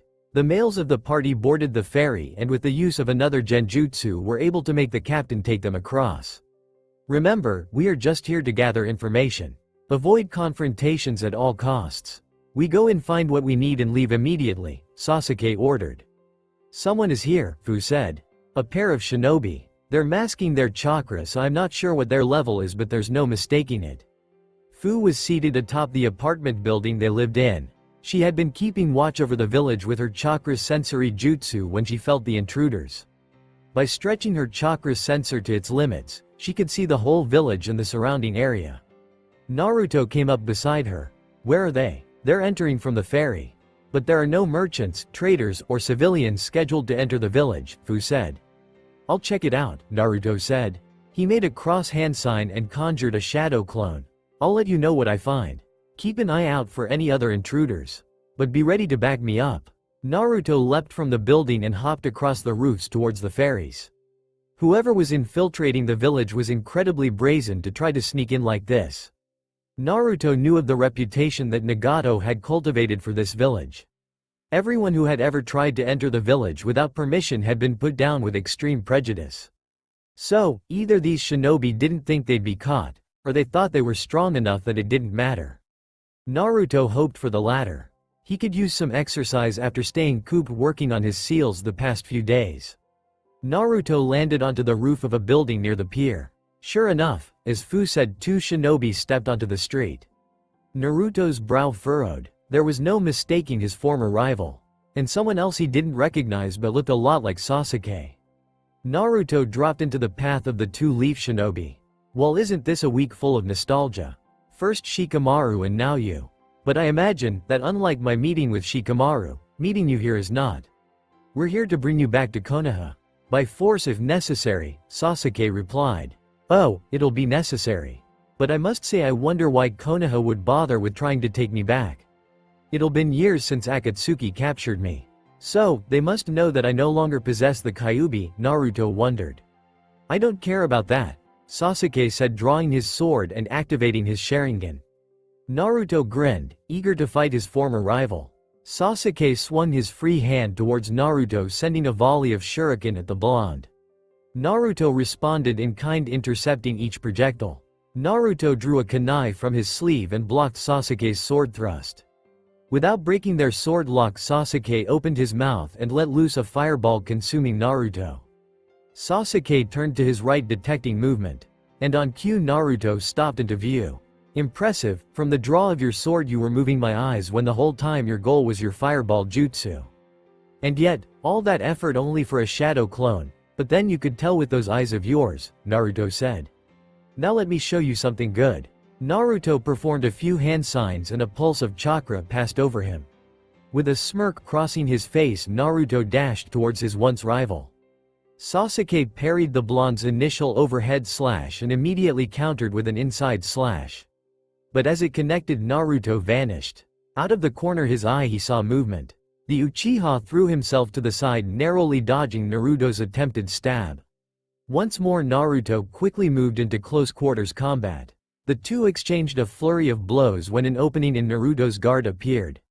Sasuke quickly exploited it, but once more Naruto vanished, this time reappearing to his right. Reacting quickly, the Avenger swung his sword in a wide arc, this time nicking the former Jinchuriki's arms slightly before he disappeared again. But this time Sasuke could not see him in his peripheral vision. Before he could turn, his senses screamed at him to move. However, it was too late. Chidori stream. Naruto, who was now behind the Uchiha, was struck by the wild lightning surrounding the ebony-haired male. The force knocking him backwards before he puffed in a cloud of smoke. Sasuke turned and surveyed his surroundings. His adversary was nowhere to be seen. Sasuke held his sword out in front of himself. Chidori sword. Earth render. Sasuke's sword glowed to life, coated in lightning chakra. He then stabbed it into the ground and then swung it forward violently. The lightning chakra from his sword traveled through the ground, tearing it to pieces. Naruto, who was hidden in the ground, was thrown back into the side of nearby building. I will admit that your technique was in fact good, though it seems a bit imperfect. a short-range teleportation technique that is triggered by enemy attacks. Its reaction time is a tick slow and the teleportation aspect seems random and uncontrolled. But it's very like you, unorthodox, dangerous, Sasuke mused. But in the end, it's my W. Before he could finish, a clone burst through the ground beside him. He had no chance to react. Wind style. Great breakthrough, Naruto called. A potent gust of wind sent Sasuke crashing through the wall of a nearby shop. The real Naruto pulled himself to his feet. He spat out a mouthful of blood. After a moment, Sasuke staggered through the hole he created. Both combatants looked worse for the wear, but ready to continue, nonetheless. Before either could make a move, the sound of several footfalls could be heard. Looks like it's actually my win this time. You couldn't take me back before reinforcements arrived, Naruto said. This is true, but you're forgetting one important detail, Sasuke responded. And what's that? Naruto asked. I wasn't alone. Seems that today is actually a draw, Sasuke smirked. Naruto swore in disbelief that he forgot about something so crucial. Before he could think on it further, two squads of Chunin led by Fu appeared around the corner. At Fu's order, the Chunin immediately set upon Sasuke, placing him in chakra suppressant cuffs. He's to be kept alive. Pain will see to his judgment personally, Fu ordered. As Sasuke was being led away, Naruto called out, "Let's fight again sometime." "It won't be a tie next time," Sasuke said, still smirking. Fu came to stand beside Naruto, watching the Uchiha be led away. "So, who was that? Your old boyfriend? What the hell?" "No," Naruto sputtered. "Oh? Then how come you were grinning like a madman when you asked to fight again?" Fu teased him. "He was my friend. Probably my best friend. He was a huge asshole to me. But it wasn't because of the Kyuubi. He acknowledged me in a way that no one else would. He acknowledged me as a person and a rival," Naruto said after a while. "You totally like him," Fu laughed. "Oh my god. Could you be serious for once?" Naruto deadpanned. Fu laughed again, but quickly sobered up. "When Pain returns, how do you think he will react when he finds out that Leaf Shinobi entered the village without permission?" Naruto's expression turned grim. He ran a hand through his hair and sighed heavily. "He'll demand judgment, and something tells me that he will find Konoha to be undeserving of mercy." Karen was terrified. She had been in a constant of terror for the past 3 years, ever since Kabuto was killed and she was forced by Orochimaru to take his place. She was not qualified to fill his place, but Orochimaru had not cared as he was desperate. But that did not stop him from being cruel when she inevitably made mistakes. But the terror she was feeling now was on another level. She had been working on an experiment by Orochimaru's orders when an explosion ripped through the base. On instinct, she had hid. Several more explosions had followed the first, each one getting closer and closer. Every so often she would hear someone cry out in agony as their life was inevitably snuffed out. After a while the base had become quiet once more. Thinking that Orochimaru had intervened and put a stop to whatever was intruding in their base, Karen left her hiding place. She was wrong. When she neared Orochimaru's chambers, she was greeted to a sight that shook her to her core. The room was torn asunder and the walls brought down. A red-haired man wearing a black cloak with red clouds had his hand gripped around the snake Sanin's throat and was holding him off the ground. "Orochimaru, you have been a blight on this world for too long. And I have come pass judgment on you," the man said. Orochimaru struggled against the grip on his neck, desperately trying to restore oxygen flow to his lungs. But it was to no avail.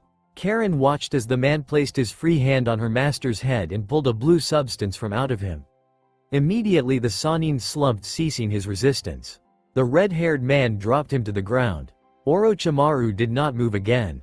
"God has passed judgment, and I have found you wanting." The red-haired man turned and immediately spotted her. Karen's terror returned with a vengeance. She turned to run, but she ran into a blue-haired woman wearing a cloak just like the red-haired man. Before she could regain her footing, the red-haired man had approached, standing over her. "Please let me go. I don't want to die," Karen said with tears in her eyes. "What is your name?" the red-haired man asked. "Karen," she answered hastily.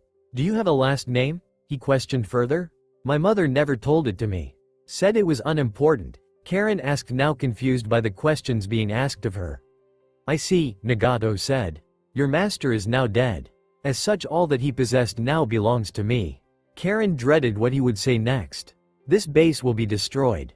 Orochimaru's legacy will be made into nothing. You and all those he enslaved will be allowed to go free. But you are different. Your chakra, it resonates with life. I would give you the opportunity to join my village, he said. She had not expected that.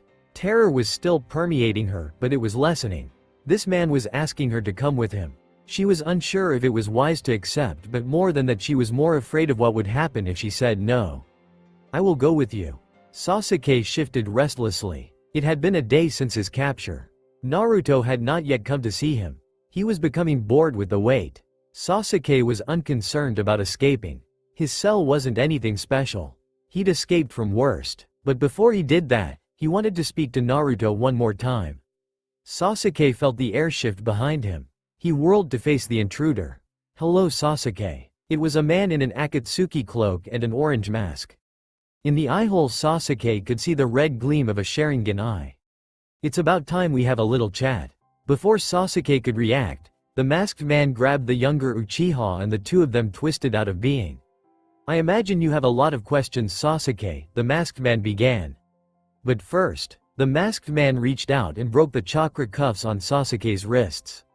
Sasuke rubbed his now free wrists as he felt the slow return of his previously suppressed chakra. Sasuke took in his surroundings. The landscape was bare and dull looking. Not really. I'm aware of who you are, Madara, Sasuke said flatly. I had suspected that there was another Uchiha that helped Itachi murder my clan. Your presence here confirms that. How do you know that name? The newly named Madara asked. The new Hokage was my former sensei. When he took the hat, he learned some interesting things. He told me the truth because he thought it was better for me to learn from him than someone like you, Sasuke said. Oh? So, you know about how the village feared the Uchiha and alienated them, Madara mused. You know how the Uchiha planned a coup in an attempt to take back their place in the village? You know how Itachi chose the village over the clan and cut down your family in cold blood? Sasuke did not answer. Madara pressed further. But more than that, the village allowed Itachi take the fall in the public eye just to preserve the image of the village. And yet, knowing all of this, you remain loyal to Konoha? My loyalties are hardly relevant to a washed-up old man who can't let go of the past, Sasuke quipped. You are right. I am the type of man who can't forgive so easily. But then, why should I offer forgiveness when this world continually shows that it is undeserving? Madara replied with no small amount of anger. But you've given me a good idea. Let's see how forgiving you are. Madara closed the space between them and the two vanished from the area. In the land of the earth, Itachi was enjoying a rare moment of quiet. Was being the operative word. Itachi looked at the bodies strewn in front of him and then turned his gaze up to his partner. Considering he just battled a Jinchuriki with no aid, he did not look worse for the wear. His cloak was singed in several places, but he seemed to have no wounds, courtesy of his sword's abilities most likely. I had hoped for more of a challenge, but he was light work. I don't suppose you'd want to spar? Kisame said with a toothy grin. Itachi stared at the shark man impassively. Without a word, he rose from his meditative pose. Let's go. Kisame laughed at the expected answer. He scooped the unconscious Jinchuriki onto Samahata, which he then rested on his shoulder. Wait, Itachi ordered. What's wrong? Kisame started. He was cut off by air in front of them distorting. Out of the distortion appeared the masked man and Sasuke. Oh ho, well, doesn't this look interesting? He looks a lot like you, Itachi. Your younger brother, I presume? Madara, what is the meaning of this? Itachi demanded. An experiment of sorts. But unfortunately, I have some business to attend to, so I'll leave it to you, Madara, before he twisted out of existence once more. The silence that followed was deafening. Sasuke knew he was fucked. His chakra was still not recovered after having it forcefully suppressed by those cuffs. And he had no weapons at all. And standing before him was two S-ranked criminals, one of which was his brother. He had no chance of winning. At best, he could try to create an opportunity to escape. He then noticed the unconscious man on Kisami's sword. He recognized him as one of Iwa's Jinchuriki. Hello, foolish little brother, Itachi greeted. I had not expected to meet again in such a fashion. But tell me, do you possess eyes like mine? Sasuke scoffed but did not answer. Instead, he changed the subject. I know the truth. I understand why you did it, but I have no desire to forgive you. I will still cut you down. Before Itachi could respond, Sasuke had his hands in a tiger seal and spat out a fireball at Kisame. Kisame laughed and created a water shark that collided with the fireball, creating a veil of steam. The shark man's laughter was cut short as felt himself sink into the ground. What is this? Kisame exclaimed. Earth style. Swamp of the underworld, Sasuke said from beside him. Sasuke grabbed the body from off of Samahata and dashed off. Come back here, you damn brat, Kisame roared as he struggled to escape the thick mud he was trapped in. After a minute, Kisame finally managed to pull himself free of the mud. At that point, Itachi came up beside him. And where the hell were you? Kisame demanded. I was attacked by a lightning clone of his, which then exploded and caused me to be temporarily paralyzed, Itachi explained. You fell for that? I thought your Sharingan allowed you to see through stuff like that, Kisame asked. I would have, but he baited you into creating that steam cloud knowing you couldn't disperse it with your sword. Doing so obscured my vision, allowing him to briefly paralyze me and trap you, Itachi further explained. Huh, damn, your kid brother is pretty smart, and he knows some interesting techniques, Kisame said. I wonder why he didn't try to kill you. He said he would. His chakra was dangerously low. He likely used all that he had just to get away, Itachi said. So are we going after him? He took the Yanbi, Kisame asked. No, your fight with the Yanbi likely already alerted Iwa. They are certainly out in mass looking for us. If we go after Sasuke, we'll be discovered and draw us into a needlessly large fight. For now, we retreat. It feels like a waste, but whatever you say, Kisame obliged. You've grown quite a lot, Sasuke, Itachi thought. I had expected our first meeting to be more explosive. It seems I was right to entrust the future of the clan to you. The day when you wipe clean the sins of our clan is coming soon. But before that, I need to learn what Madara is up to. Now would you care to explain to me how in the hell Sasuke managed to escape without anyone noticing? Naruto asked, his voice laced with anger. Why was no one watching over his cell? Naruto towered over the man before him, the warden of the prison. The man cowered at the killing aura that Naruto was releasing. I thought that he was secure. He was still cuffed, and there was no evidence of the door being forced open, the warden sputtered. He was a fucking Uchiha, and more than that, he was strong enough to trade blows with me. Now does that sound like someone who merited lax security? Naruto roared. No, the warden whimpered. Without any prelude, Naruto stabbed a kunai through the base of his skull. Fucking idiot. Naruto turned to the closest guard.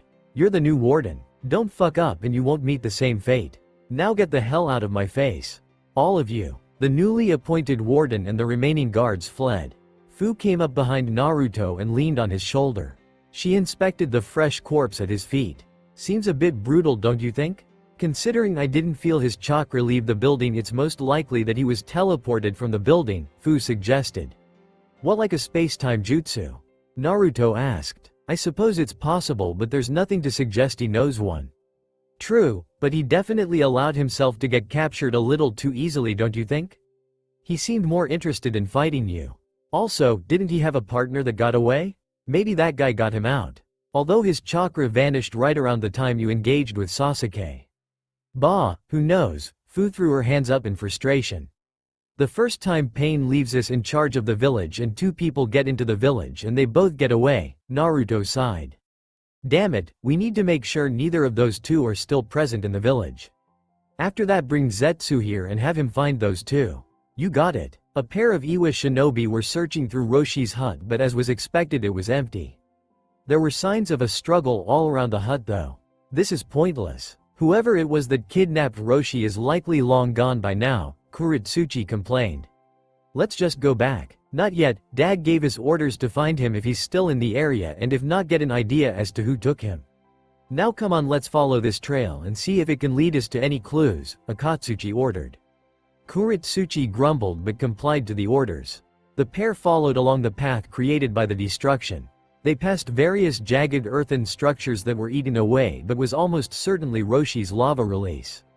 But perhaps more curiously, the whole area was soaked through as if it had been underwater. They walked for nearly 10 minutes before they found an end to the destruction. I guess this is where the fight ended. Let's search the area, Akatsuchi suggested. With a nod, Kuritsuchi began looking around the area. She climbed up a near cliff face to get a better view of the area. Looking over the landscape, nothing stood out to her. As she said before, Roshi's captors were long gone. As she was about to return her father, he called out to her. "Kuritsuchi, over here. I found him." "What the hell?" she exclaimed. She quickly jumped down the cliff she was on and made her way to where she heard her father. After crossing 2 nearby ridges, she came up beside him. "Down there," her father pointed. She looked down into the valley, and sure enough, at the bottom was Roshi and some other guy she didn't recognize. Roshi's captor, maybe? They were both unconscious. "Who's that other guy?" she asked. "I don't know, we'll take him too and interrogate him. Maybe we can get an idea for who has tried to take our Jinchuriki," Akatsuchi suggested. "So, there's no trace of Sasuke or his look-alike anywhere in the village or anywhere within a 5-mile radius?" Naruto questioned. "No, we also investigated nearby towns, but there were no signs of either of them," Zetsu informed. "Maybe you shouldn't have been so careless with security just because leader is away." Naruto took a step towards Zetsu, teeth clenched, but Fu grabbed his wrist and held him back. Naruto let out a grunt of frustration but relented. "You can leave now," Fu ordered. "Very well. Try not to fuck up again," Zetsu said before sinking in the wall and disappearing. "TCH, he really pisses me off. He talks all high and mighty for someone so weak," Naruto grumbled. "Don't let him get to you. He's just trying to rile you up," Fu soothed. "Maybe, but what really pisses me off is that he's not wrong. Pain trusted me to watch the village and I failed him," Naruto lamented. He tried to throw his hands up, signaling his frustration, but a weight held one of them down. He looked down to see Fu still holding his wrist. She quickly let go, murmuring an apology, a blush adorning her face. The slight interruption took the wind out of the blonde's sails, but it did nothing to assuage his feelings of irritation and ineptitude. Naruto sighed deeply, hoping to level out his emotions. Fu moved behind him and placed her hands on his shoulders. "You need to relax. What happened is not your fault. Sure, maybe if you had acted like Pain and killed the intruders, this all would have been simpler. Instead, you showed mercy. I don't think that is bad. Maybe, but that aside, we have work to do. We have to tighten security. There's a good chance Konoha will send someone when Sasuke doesn't return after a while. And we need to start repairing the damage at the battle site," Naruto ordered. Fu went to go put the orders in motion when Naruto stopped her for a moment. "Thank you," he said, his signature grin back on his face once again. She smiled at him and left to go put his orders in motion. Sasuke jerked awake. He was in a cell, but not the one he remembered being in. He sat up and noticed his hands were bound. It was then that he remembered the events of yesterday. His conversation with Madara, followed by his brief encounter with Itachi. He remembered fleeing because his chakra hadn't recovered, but he collapsed before he could get to safety. The last loyal Uchiha looked around. He didn't recognize the type of cell he was in, but he suspected it was not a prison cell that belonged to Akatsuki. Whether or not that was better for him was still unknown. It was then that he noticed a window. It was obviously too small to escape through, but upon looking through it he realized how futile it would have been regardless. Outside the window was nothing but a drop with no visible end and violent winds. Before he could ponder this further, he heard footsteps approach. He turned to face the people approaching. Coming into view was a short old man floating above the ground. He knew him as the Tsuchikage, a slim black-haired woman who looked not much older than himself, and a broadly built man who loomed over his companions. "Each of our cells has a window like that one. It's so that our prisoners can despair over a freedom that they cannot possess. And even if they obtain, it is shown to them that death is that awaits them," the Tsuchikage said. Sasuke did not respond, and so the old man continued. "We are not a village who often takes prisoners. We only built 5 cells and never once have they been full. Those who are in a position to be captured are cut down. But today we find ourselves in a peculiar situation. In one of my cells is the last loyal Uchiha. I saved your Jinchuriki." Sasuke cut in his gaze, nor his tone ever wavering. "Already bargaining for your life? Cheeky brat, you are not in a position to bargain for anything," the old man quipped. "Why should we believe you? As if a Konoha shinobi needs a reason to attack an Iwa shinobi?" the girl accused. "Relax, Kuritsuchi," the bulky man said. The girl, now identified as Kuritsuchi, huffed but fell silent. "Roshi has already awoken and said he did not know who you were. He said he was attacked and defeated by Kisame of the Akatsuki," the Tsuchikage continued. And while I do not think he would lie on your behalf, I find it unlikely that you happen to be this in country with only noble intentions. So depending on how you explain yourself will decide what your fate is. I am in this country because the Akatsuki are trying to force me to force my older brother in a battle, Sasuke explained. Oanoki opened his mouth to speak but Sasuke continued. But don't get it confused, I may be in this cell but this is the extent of what you can do me. If you harm or kill me you risk war with Konoha and Suna. Oanoki chuckled at this. You really are a cheeky brat. But you're a smart brat, I'll give you that. You're right, we won't risk war. But you still trespassed on our land and as such we have the right to detain you. Konoha cannot contest this. I would get comfortable in this cell if I were you. Sasuke did not respond. He had expected this outcome once he realized he was in Iwa. But despite he was not just going to operate on their terms. With that in mind he broke free of his restraints. I think we're done here, the Avenger said matter-of-factly. TCH, cheeky brat. Come Kuritsuchi, Akatsuchi, we're done here. Danzo was a versatile man. He had to be, it was a necessary attribute for being a useful shinobi. But recently his versatility was being tested. Ever since Kakashi was chosen to be Hokage, Danzo knew that some of his actions would be brought to light, specifically his involvement in the Uchiha massacre. Since then Sasuke had doggedly tried to expose him. He had done well to avoid him for the better part of 3 years. But he had miscalculated. He had not expected Sai betray him. Sai had revealed the seal on his tongue. And Sasuke, being the apprentice of Jiraiya, was able to convince the Sannin to break the seal. Sai's testimony had unearthed all of his rude activities. He had immediately been placed under house arrest pending an investigation and then trial. His only reprieve had come in the unlikely form of the Uzumaki boy. He had apparently survived being captured and Sasuke had immediately diverted his attention away. But even with the spotlight off of him, Danzo did not have a clear path to slipping out of this impending trial. Hiruzen had let his actions slide because he understood what he was doing was necessary. Kakashi did not share the same sentiment. The bandaged man's thoughts were interrupted by the appearance of a presence behind him. Hello Danzo. Danzo turned to face the intruder. He wore an orange spiral mask and an Akatsuki, but despite this defining features Danzo did not recognize him. How the mighty have fallen. Once a rival to the revered Sandaime but now reduced to this. A jaded old man that is shunned by his own village, the intruder mocked. Who are you? Danzo demanded. You can call me Madara. Danzo's visible eye widened. Good, you understand the futility of your situation, Madara said, and without warning he attacked. Madara grabbed Danzo by his throat and lifted. Without prelude he crushed Danzo's windpipe. He then followed up by stabbing him through the heart. Danzo struggled for a moment before his body went limp. The Uchiha dropped the now dead Warhawk. He reached down and ripped the bandages on his face away, revealing Shisui's eye. The self-proclaimed Madara plucked the eye from Danzo's skull. He then took off his mask and placed the eye into his empty socket. It's been some time since I've had vision like this. I must thank you Danzo for keeping this eye safe for me. I had thought using it was not necessary, but my plans have been delayed recently. With this I can put things back on track. Without another word the Uchiha twisted out of existence once more.